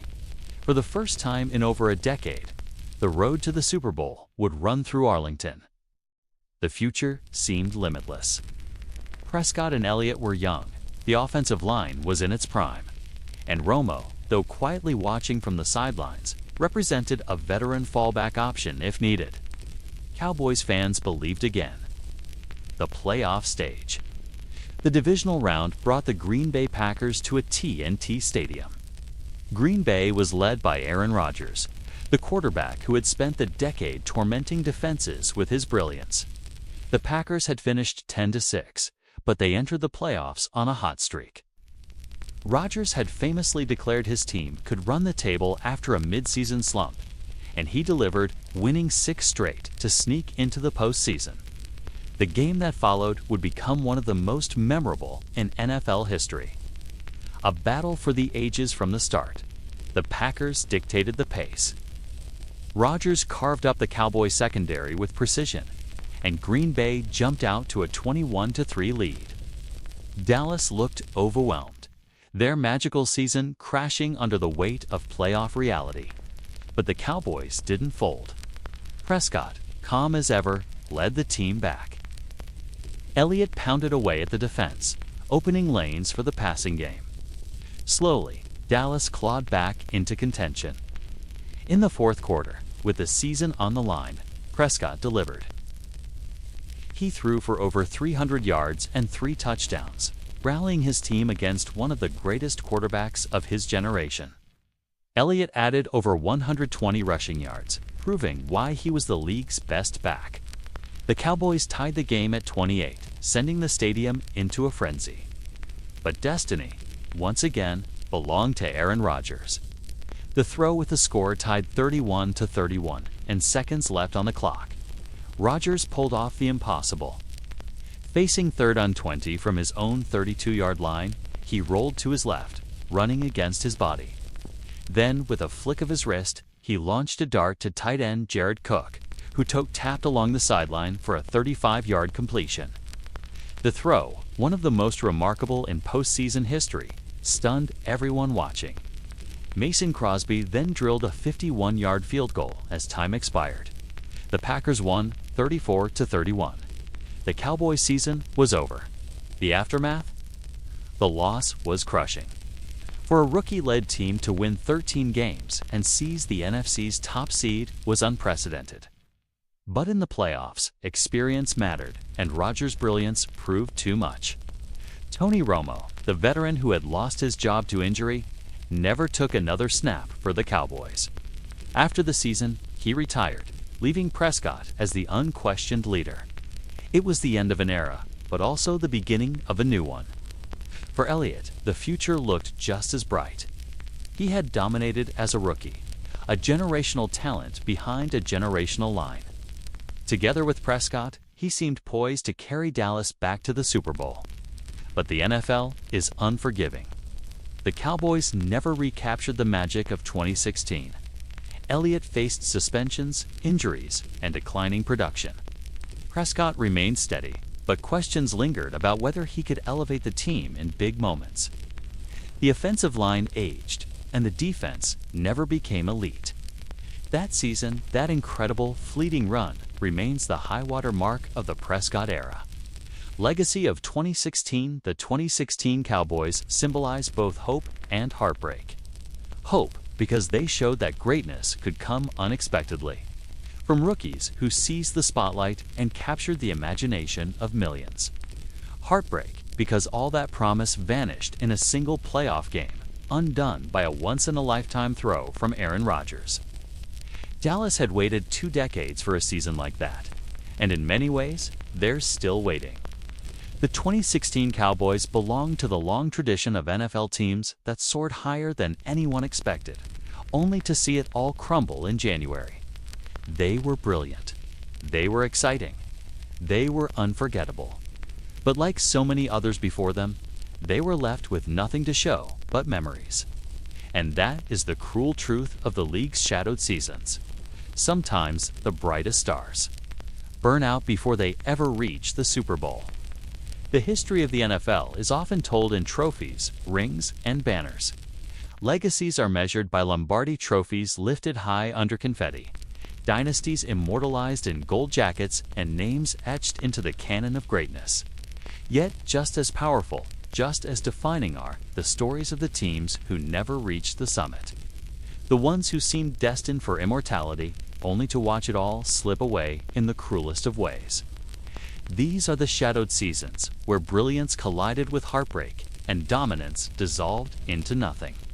Across 20 stories, we've traveled through decades of the league's history, revisiting campaigns that burned with promise but ended with emptiness. Each batch revealed a truth that resonates beyond the numbers, beyond the box scores. Football, more than any other sport, punishes imperfection. It is a league where 15 wins can mean nothing if the 16th isn't earned, where a season's worth of sweat, sacrifice, and hope can be undone by a single kick gone wide, a single throw dropped, a single drive extended by a miracle. The fragile line between glory and emptiness. The shadowed seasons remind us of how fragile greatness is. Think of the 2007 New England Patriots, who won every game for 5 months and carried the weight of history on their shoulders, only to see perfection shattered by one improbable catch on one improbable night. Think of the 1998 Minnesota Vikings, who scored more points than any team before them, yet had their fate decided by a kicker who missed for the first time all season. Time and again, these stories reveal the same haunting pattern: dominance undone by a single moment. The NFL is merciless in this way. In basketball, a 7-game series offers second chances. In baseball, the long season allows for recovery from slumps. But in football, the playoffs are sudden death. There are no do-overs. And in that crucible, where everything hinges on 60 minutes, even the mightiest can fall.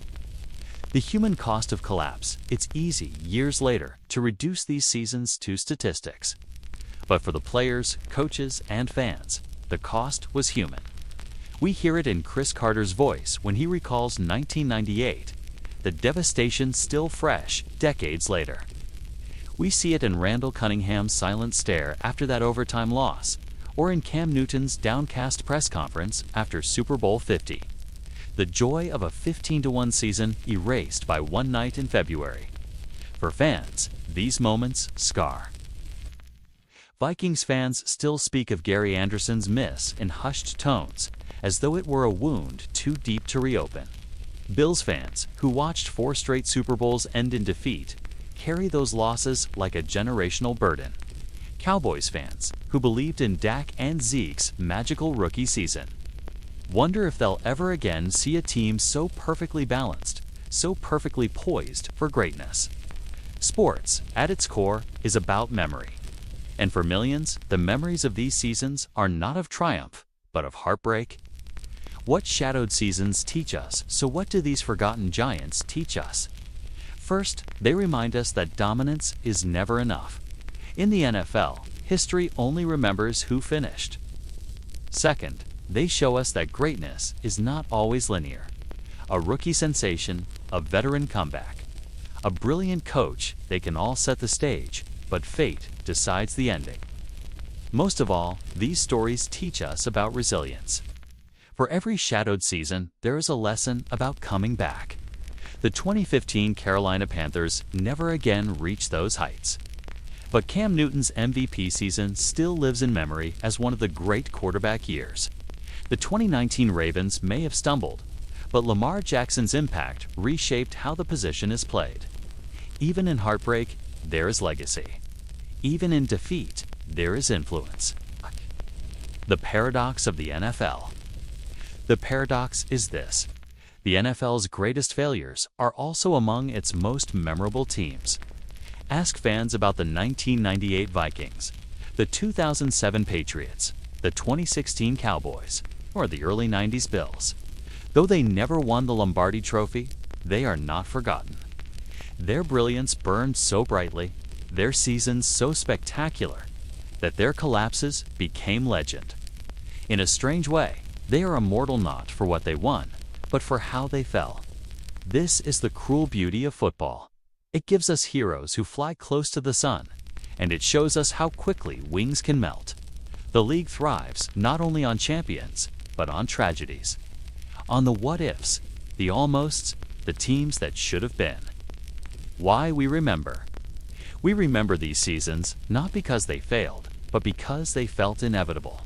Because we believed, if only for a few weeks or months, that we were watching destiny.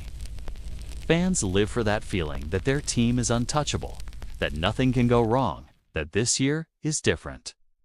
And when it all collapses, that feeling doesn't vanish. It lingers, etched into memory, retold across generations.